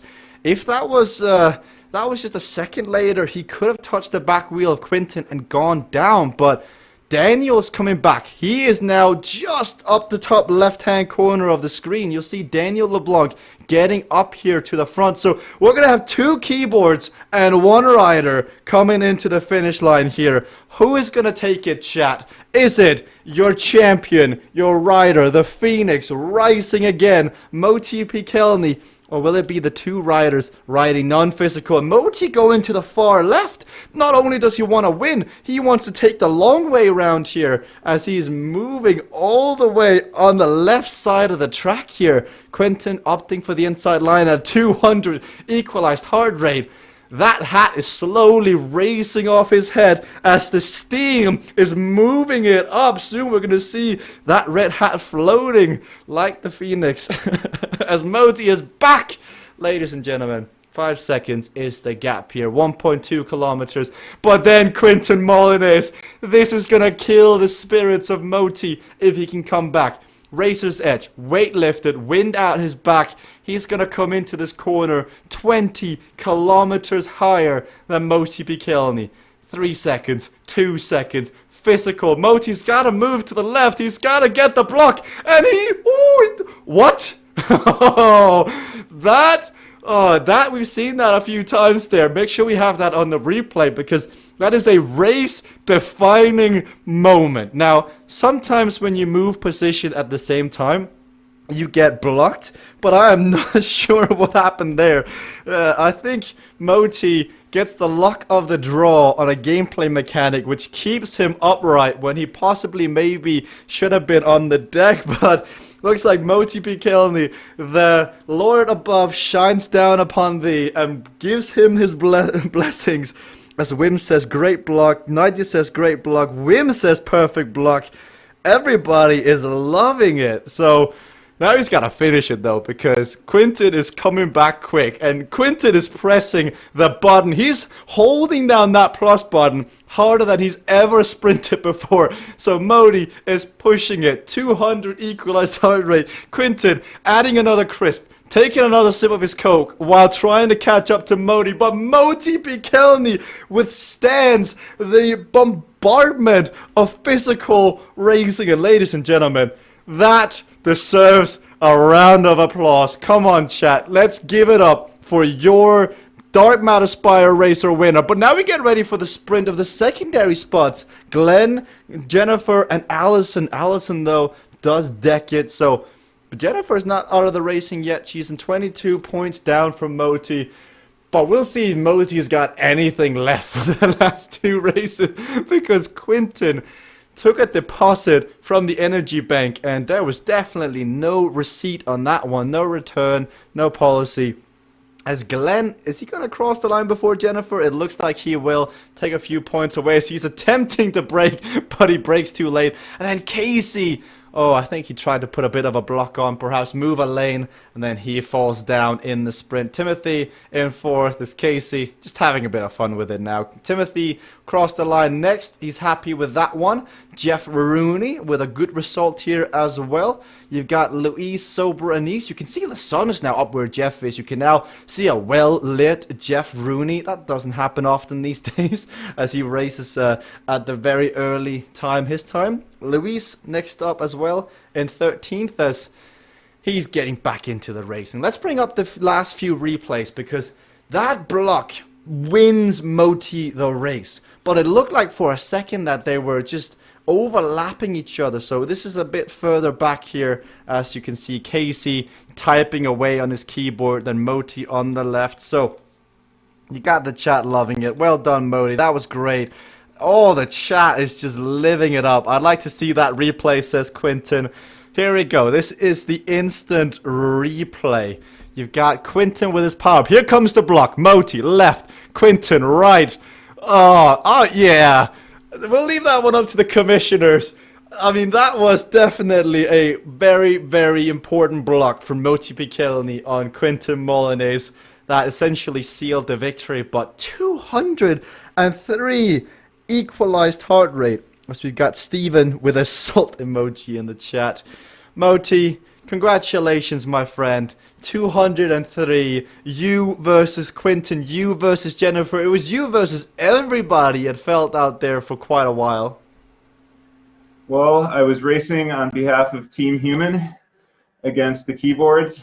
The keyboards were our friends for a while, but just like as has always happened in the movies, at some point they turn on you. And the Professor Falcon and me just kept going. That was a real deep effort, but it was a lot of fun. Really good gameplay mechanics. I think the block was lucky or perfectly expertly timed, or some combination of the two. But I'm really happy with that. Take that, computers. Take that, computers. What was it like to go up against somebody and give it your all, knowing that he's sitting in a chair, eating crisps, having a Coke? What was that like? Well, I was thinking back to the factory workers in Manchester, England, around the time of the Industrial Revolution as their jobs were being replaced by machines, and thinking about all the people watching us on Mixer right now. And I thought I wanted to give the people hope that we still have a place here on the planet and that we still can compete with the computer avatars. And hopefully it'll land me a spot in a sci-fi film at some point too. Oh, if there is ever a Terminator reboot of the franchise, Moti, we definitely know who they'll be knocking on to play the good guys. Let's go and hear from Terminator. Jennifer, because that was a tale of two parts. It looked very good in the beginning, and then it looked not quite so good towards the end. What happened? I've hit the wall. I don't even know if I can race this next one. I think my strategy is going to be to help Timothy get out front, and then you'll probably see me like 1 minute in, just like fly off the back. So I'm thinking this is where I've lost it. Shout out to Glenn, who was trying to help me, I'm pretty sure, and it was hilarious because I'm the kind of person whenever someone tries to help me, I can't get on their wheel, and it's really embarrassing. So that's how that went. And here we are. Well, it was a good race. It was a very interesting race with you and Frank going off the front. I think now Frank is just gone. Was that pre-planned? You and Frank just giving it to everybody else, power-ups and everything in the first lap? It was, and I think if it had been both of our first Omnium, it would have worked absolutely beautiful. So I don't think the tactic was off. I just think we didn't have the legs to execute and keep that gap, unfortunately. So it was fun while it lasted. The whole first lap. Well, 1 minute 25 seconds to go. Good luck, Jennifer and Timothy, and the rest in here. I think we do have Timothy as well. Timothy, some good racing in there. We saw Glenn. The battle of the keyboards. You're known to race on a keyboard in Zone T. How much fun is it to be racing on a keyboard? Oh, it's not as fun or equal as fun as racing on the bike. It's just a game, I guess. Then it's less physical. Well, it's not physical, but it's just pure game then. And yeah, I'm really hoping one day we'll have a keyboard-only Omnium, because that's going to be real fun. Keyboard-only Omnium. Yeah. We all know Just Quinton would win that. Hey, we can always try and beat him. Just saying, for what we saw in the after party of the CVRcade World Cup Season 1, Quinton, league of his own, but that's fine. Yeah, with the ability, great responsibility of it. Oh man, that was fun.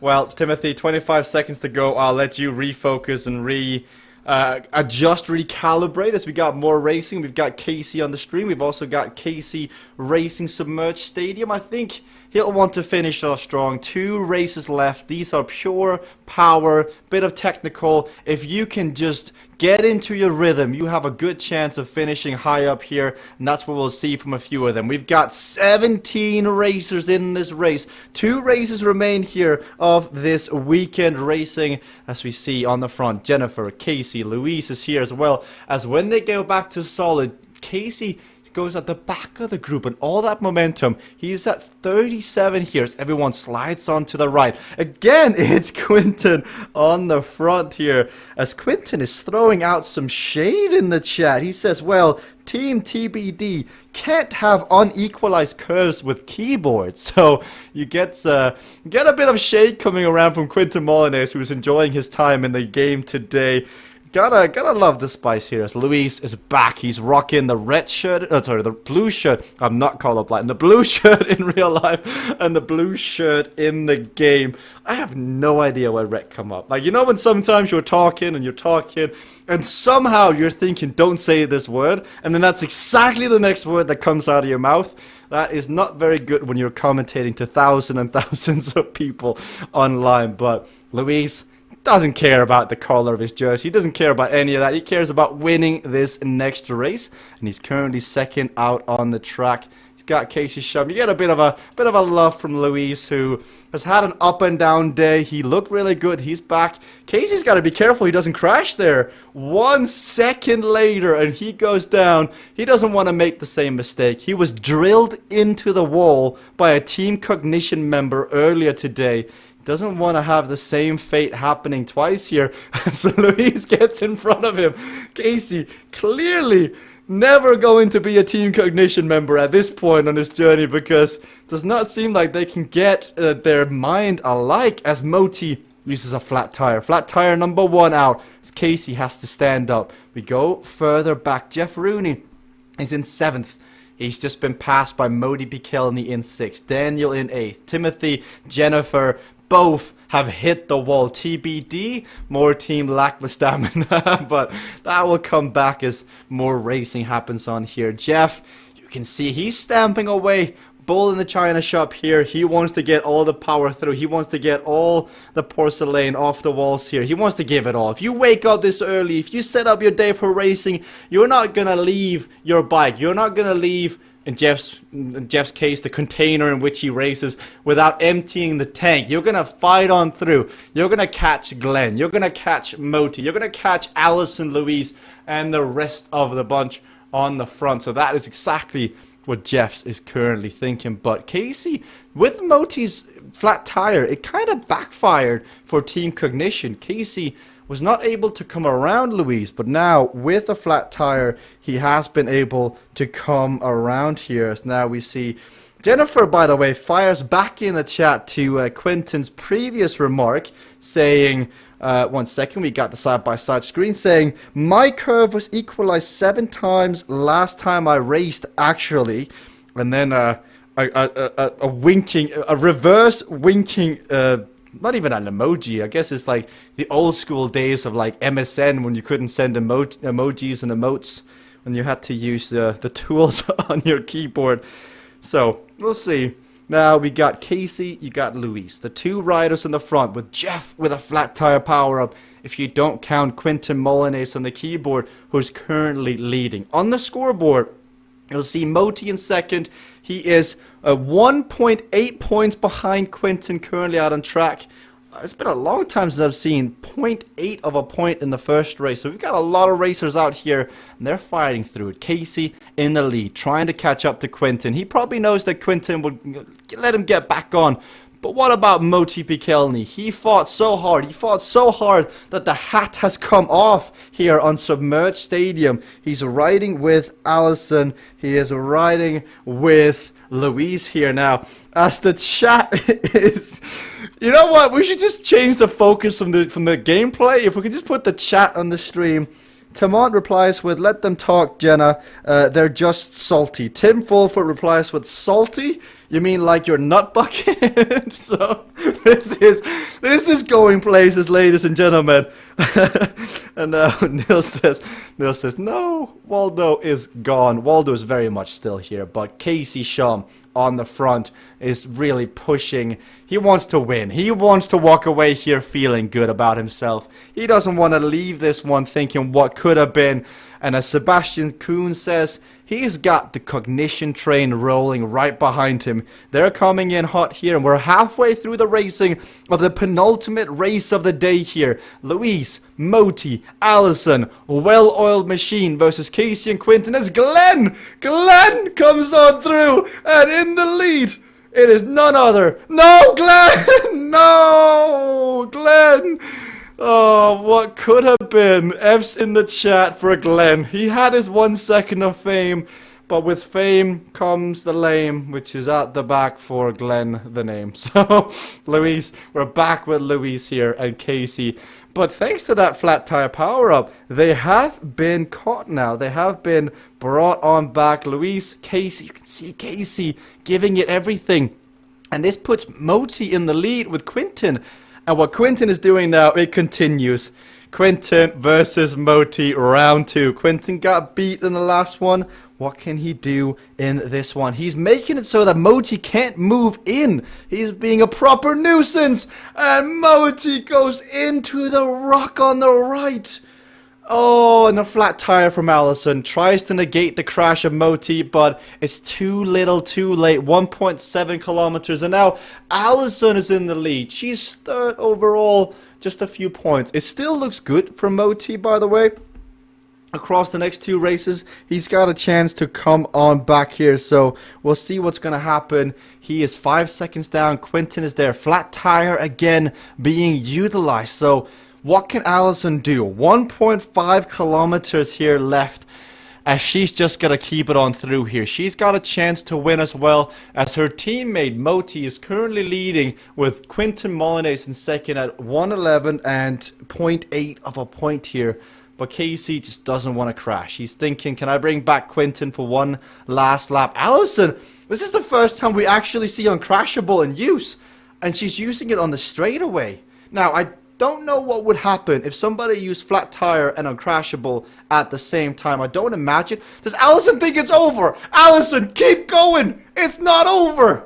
I think Allison for a second there thought it was over, but it was not. She kept on going. She popped her Uncrashable. She went down to 0, and I think she thought that was the end. But we'll see. She has such a significant gap, it may not matter, but Moti is not going to give up. Glenn behind him, Casey in third, Quinton, Allison.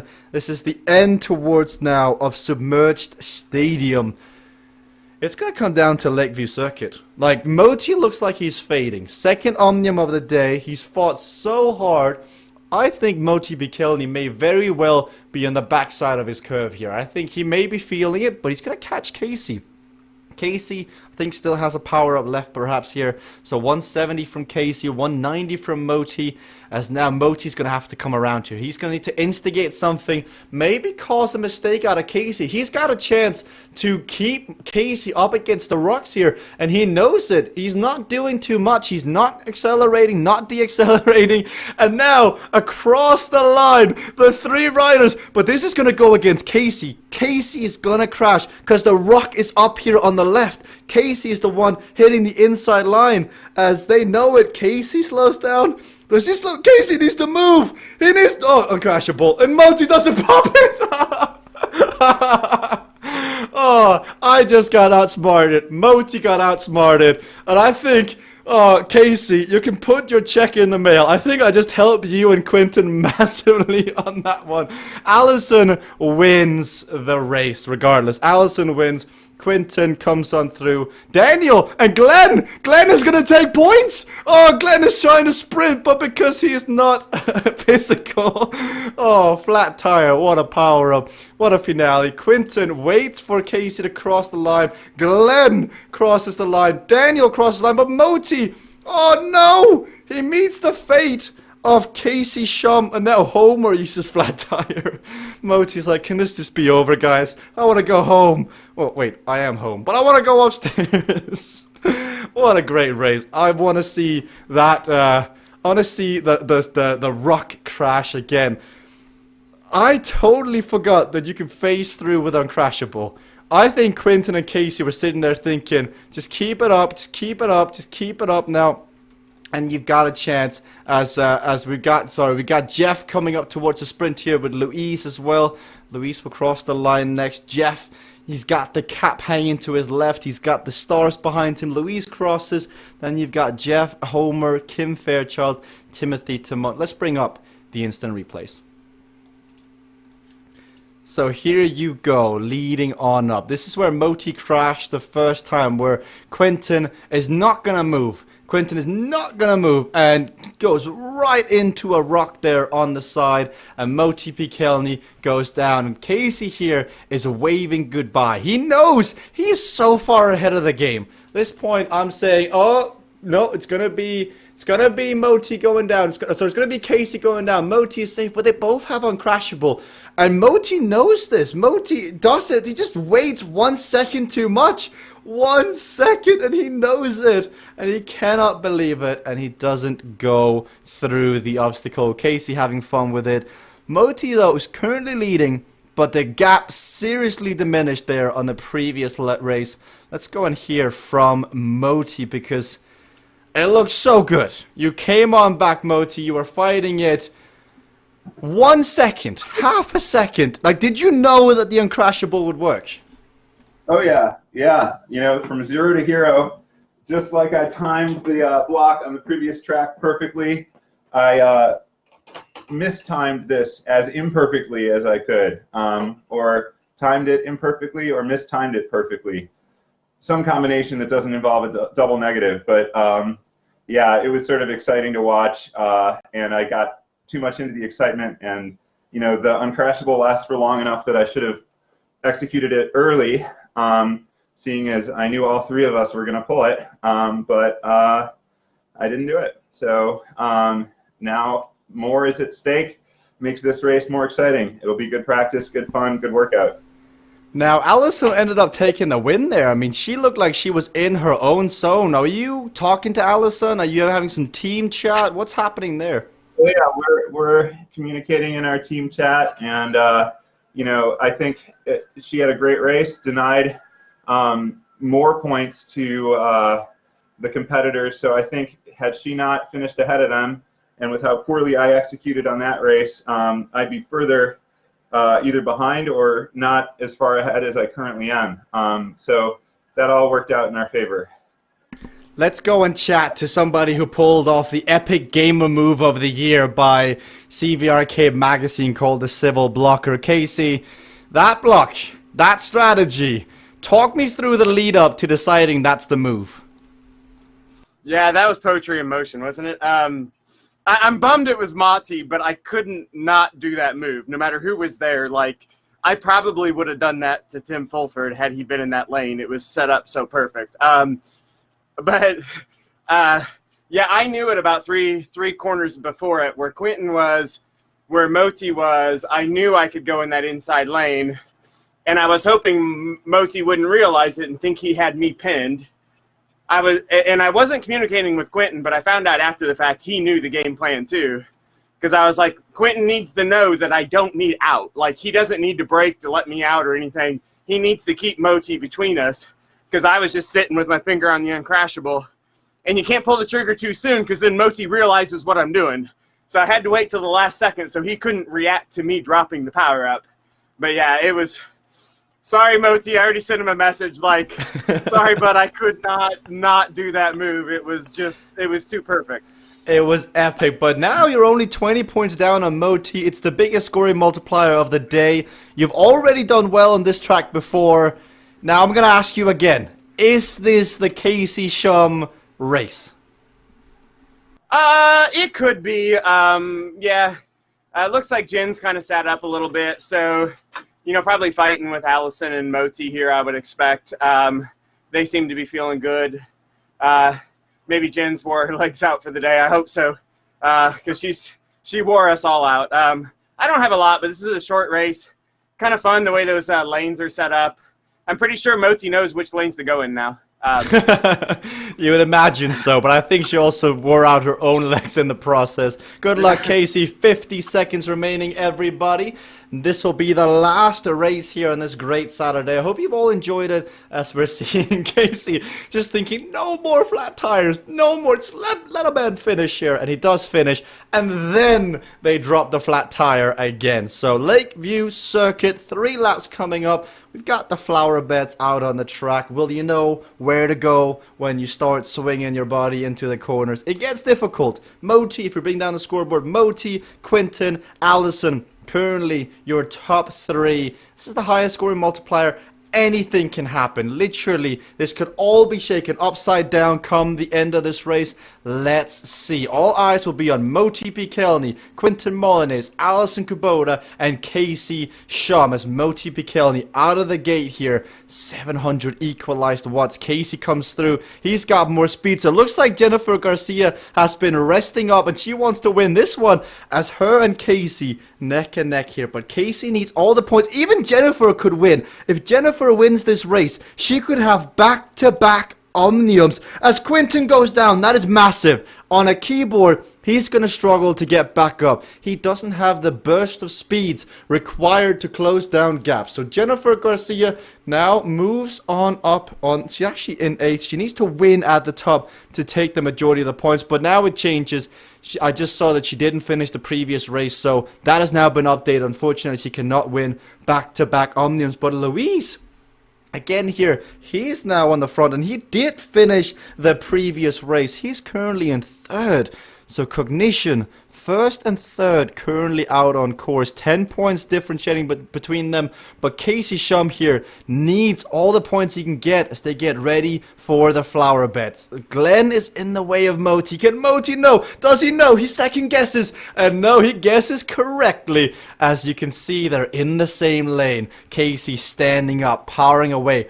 Casey needs to win this. Casey needs to pass Jennifer, pass Louise. Meanwhile, Moti is in damage control. Casey not happy here on the front as there's a rider right in front of him. It is Jennifer. Jennifer, because you have quantum shifts, Casey. You have quantum shifts. You could go on through if you wanted to. You could pass on through. So Casey puts a block and then Moti uses quantum shift.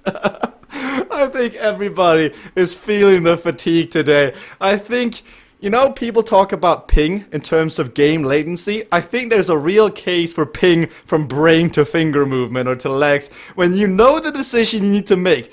But sometimes you have 200 ping in real life and you are just like, oh, I should have done that.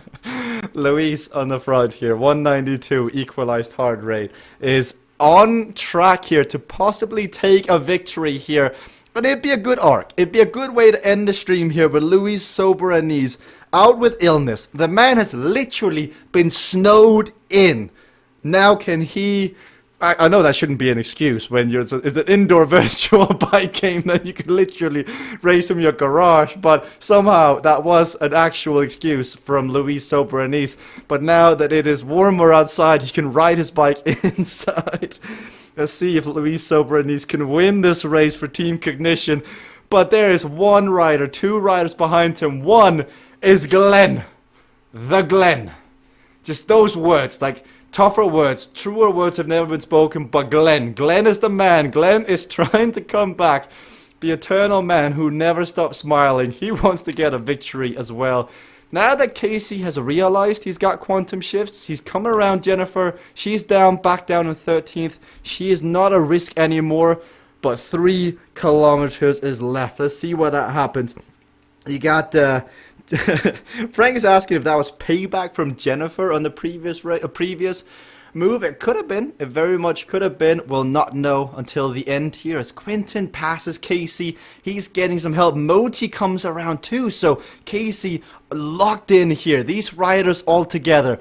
Quinton can win too. If Quinton passes Glenn on a keyboard, he could win. But here we go. Quinton is going to break. Quinton breaks. Quinton, quantum shift. Oh, Moti, again, you can see the smile. How did he not see it coming? But it may not matter. Casey on the right, he doesn't have much left either. He's left it all out there. And to go again, Casey shakes his head. And Moti comes on through. But Glenn's in second. Glenn, aka UB in the chat, is in here on a keyboard. He's watching the stream. He's playing the game. He is not a cyclist, but he soon will be on a bike. If he wants his 100 Jesper points. But he will soon be on a bike here. But meanwhile, on the front, the man on a mission. 195 equalized heart rate. He's been leading since the start. What can Louise do? He's got Glenn coming up behind him quickly. We look over his shoulder, coming into a corner. Glenn and Quinton This is Skynet. They want to take over the world. Doomsday is around the corner. We need Arnold Schwarzenegger. We need...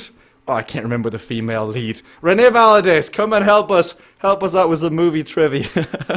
But Glenn, ooh, nice block from Louise. Louise puts the block on Glenn. Now we've got some chess. Rook gets moved, then the king, then the castle, then a rook. Everything again here is being moved as Louise, you can see, he's not looking straight. He's looking to the left. He's looking at the riders nearby list. But this does open the opportunity for Moti to come on back. 1.7 kilometers, final lap. We've got the flower beds one more time coming up here. Moti, Casey chasing further down.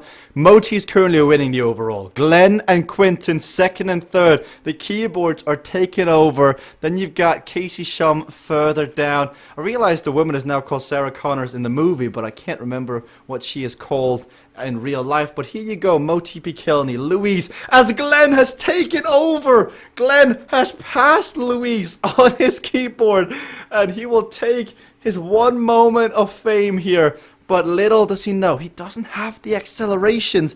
They're on mountain bikes. If they just shift a gear, they can go faster, they can go further, they can go quicker than Glenn can. But Glenn is a diesel engine. Louise looks to be fading. Louise is going the wrong direction here as Moti passes his teammate into the flower beds we go. And Moti, he wants to do it for team cognition. It looked so good for Louise, but in the end, he faded. It's Glenn on the left. He's just pushing that plus button as hard as he can. He wants to get away. Moti at 196. He's pushing everything. 800 meters, 700 meters. What do you have left, Moti? We've seen 205 once, and we see it again. Sebastian says, go, Moti. Now Quinton and Casey are going through. Louise further back. They move on up as Moti has to be careful he doesn't crash in the attempt of taking the win here, because he could lose the Omnium as well. But Glenn is getting caught. Man versus machine. Glenn on a keyboard. Moti stands up again. Come on, chat. Who do you think is going to take it? Glenn on the keyboard. Moti physical. Through the corner they go. That's one down, another one coming up. Moti's at 198. He is not stopping. Here is the onboard camera. He is coming around at the very end. Oh, he gets blocked. The finishing straight. Glenn on the left, Moti on the right. And the keyboard rider sits back down in his seat. The king has returned. Moti P. Kilney at 208. Equalized heart rate. Can't say Moti B. Kilney didn't work hard for that one. Moti B. Kilney, Casey Shum, the people that represented the humans, those who physically suffer, we salute you. Thank you for your services for the war against the machines. As Kim Fairchild at 207 as well is going to come across the finish line here. 209, so he pushed it. Louise happy with Moti winning it. We got Nigel on a keyboard. We got Jennifer down in 16th. She is riding through the flower bed. She's happy that another day is over. I'm not sure Timothy Tamot has started the race yet. He's down in 20th. We'll see where he finishes up. But let's have a look at the instant replay as we get to watch Glenn versus Moti. What a race! What an absolute... Who knew that the keyboard racing could be so... just exhilarating, like your heart rate goes up there. I mean, Moti B. Kilney, I think absolutely everybody was cheering for Moti to come on through, which isn't fair to Glenn, but Glenn, you made that good watch. So thank you to all the racers as we catch the replay here again. 200 meters. Moti's at 198 equalized heart rate. And again, Glenn gets the block. Glenn has every possibility of winning this if he just continues the block, but he only does it once, and then the plus gets broken, and Moti P. Kilney doesn't need a plus. He goes on through, he takes the victory, and at 208 equalized heart rate he finishes on up. Now, we would go to Moti Pikelny, but when I show you where Moti is, let's put him up here on the screen, you'll see that Moti Pikelny has left the building. So I think that may have been an emergency Aaron Starlin decision has been made there. Executive decision through the ranks. But what we will do is we'll get a word from Casey Sharp. Oh, he's back! Wait. Let's go back. Moti, are we all alive? Is everything functioning? I'm alive. I always perform my best with robots. Oh my goodness, that was wild. Thank you, Mixer Chat. On behalf of humans and other sentient beings, I'll take it. That was wild. Boy, that was fun. Boy, the keyboard players really made that exciting in addition to the physical players. It's good to be back. What a race. Oh my goodness. I can barely stand. Whew. Quinton in the first race, Glenn in the second. We saw 205 and 208 equalized heart rate. What propelled you to go quicker and faster and harder? I mean, you seem to push every limit today.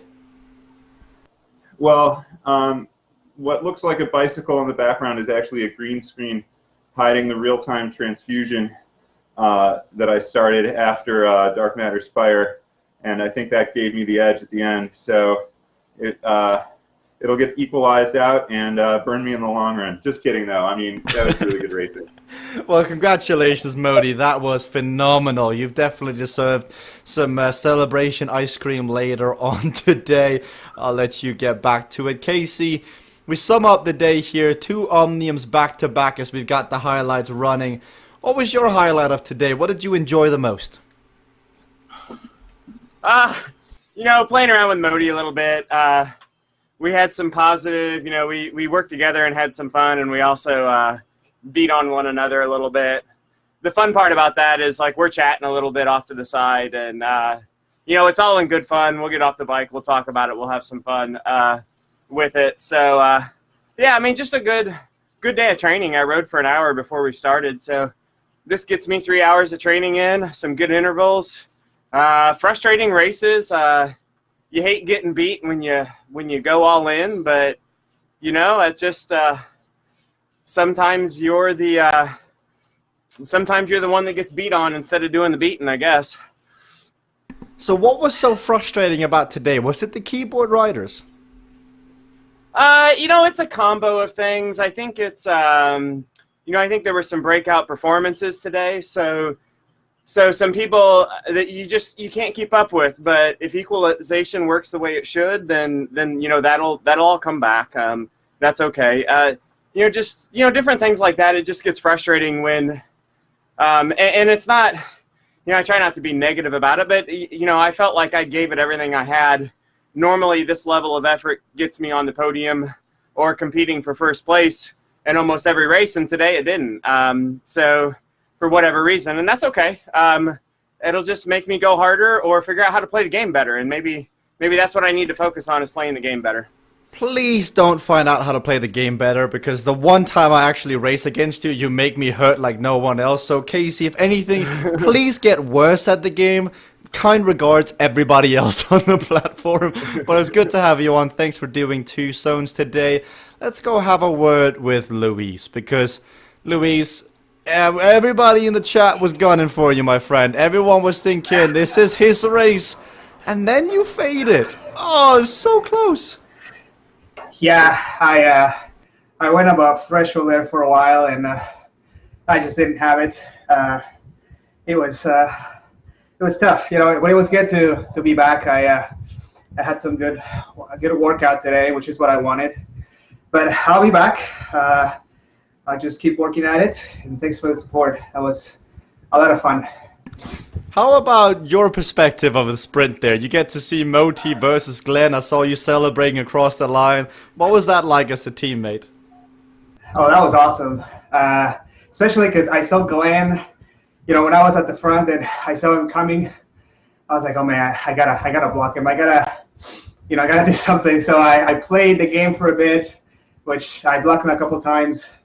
But then, you know, that kind of, you kind of play that game, and then you kind of get distracted, you know, from focusing on just keeping it at threshold and stuff. So that kind of set me back a little bit. But it was a lot of fun. It was great. I was kind of looking at the screen here, watching the sprint, because that was exciting. So it was good to see him. It was good to see Marty take the win. Yes, I echo that for sure. Well, thank you, Luis, and it's good to have you back on here. I'm sure your first win back is not too far away either. We've got Timothy, who came across in 9th. Timothy, overall, good day for the Pink Panthers? Yeah, I just about finished this race. Yeah, really good day. Really happy.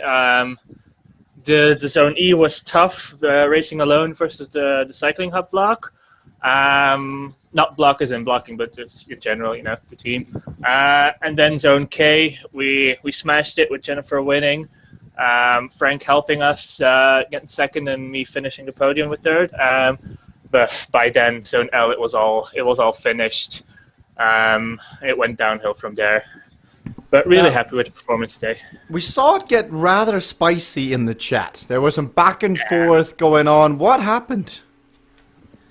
I don't know. I've been reading the chat, but not really. But yeah, one thing I want to comment on is the fact that Glenn was going for the win there. Modi was still going to get the Omnium, even if Glenn won that stage, so that's why I told Glenn, like, yeah, you can go for it, doesn't really matter, go for the win. Some people didn't appreciate that, that's fine. I think Modi wouldn't mind that much, maybe a bit, but yeah. Moti went to 208 equalized heart rate just to not see Glenn win, so I'm sure he wouldn't mind, Timothy. I'm sure he's all happy about that. But thanks, Timothy. Thanks for doing all 3 streams today. We've also got Jeff Rooney in here. Jeff, I think Jeff has left. I think, unfortunately, Jeff has just left. We'll go to Jennifer Garcia instead, as she was in 12th. Jennifer, what was it like to have a tale of 2 stories? Because you were flying. Like, there was no stopping you in the first Omnium. Then it seemed like you just kind of hit the wall in the second one.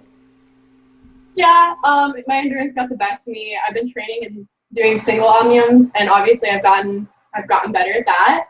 I have not been training doing double omniums, and so hit me in another like 3 months, and maybe I'll be able to take a second omnium.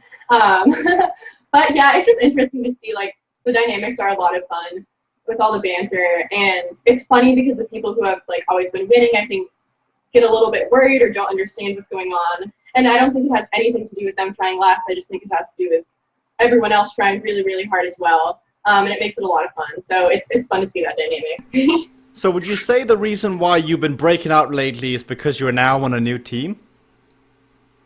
Yeah, that's a great question. I think it's a lot of different things. I really do think it's the endurance. I mean, I didn't exercise for like 21 years of my life, except when I was in track when I was younger. So that's been building. And then being on the new team, it's like we have a really good, really, really good team. Everyone on the team is really strong, and we're really good at working together. So yeah, absolutely. And then I still have I can always ride with my dad, and he helps us out. So it's like I almost have both teams. Yeah.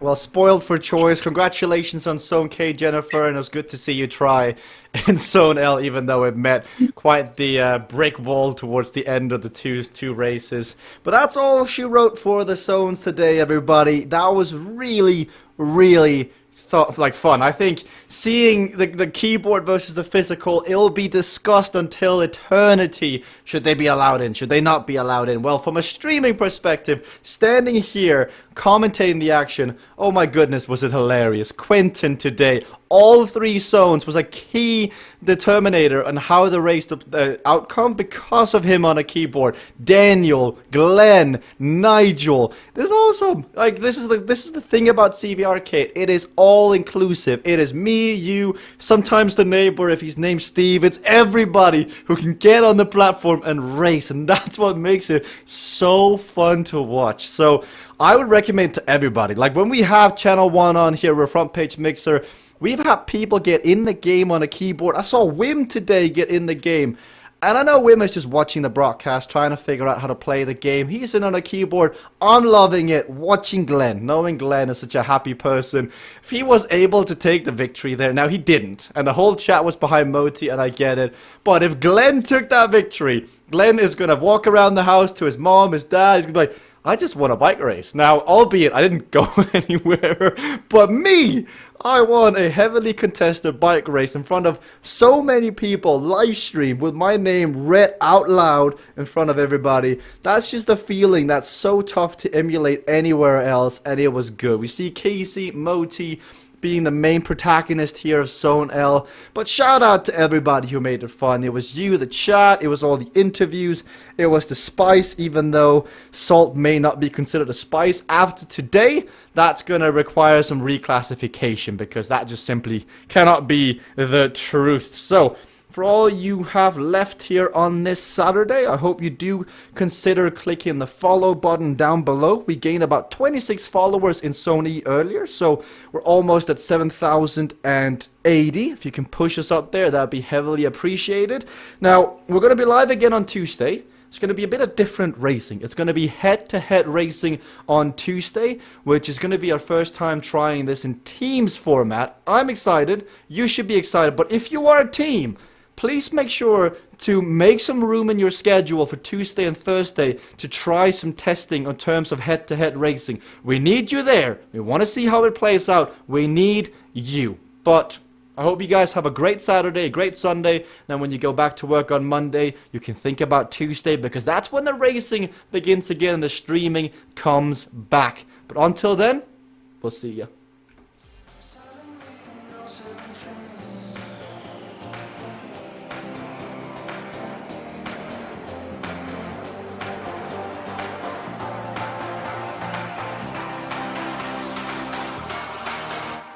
But no, Beth, your goes crashing down. Determination, the suffering, the ability to... And she's unleashed everything in this attack. See just how much that win means to him. All the marvels. Kayla versus Allison, and to the line.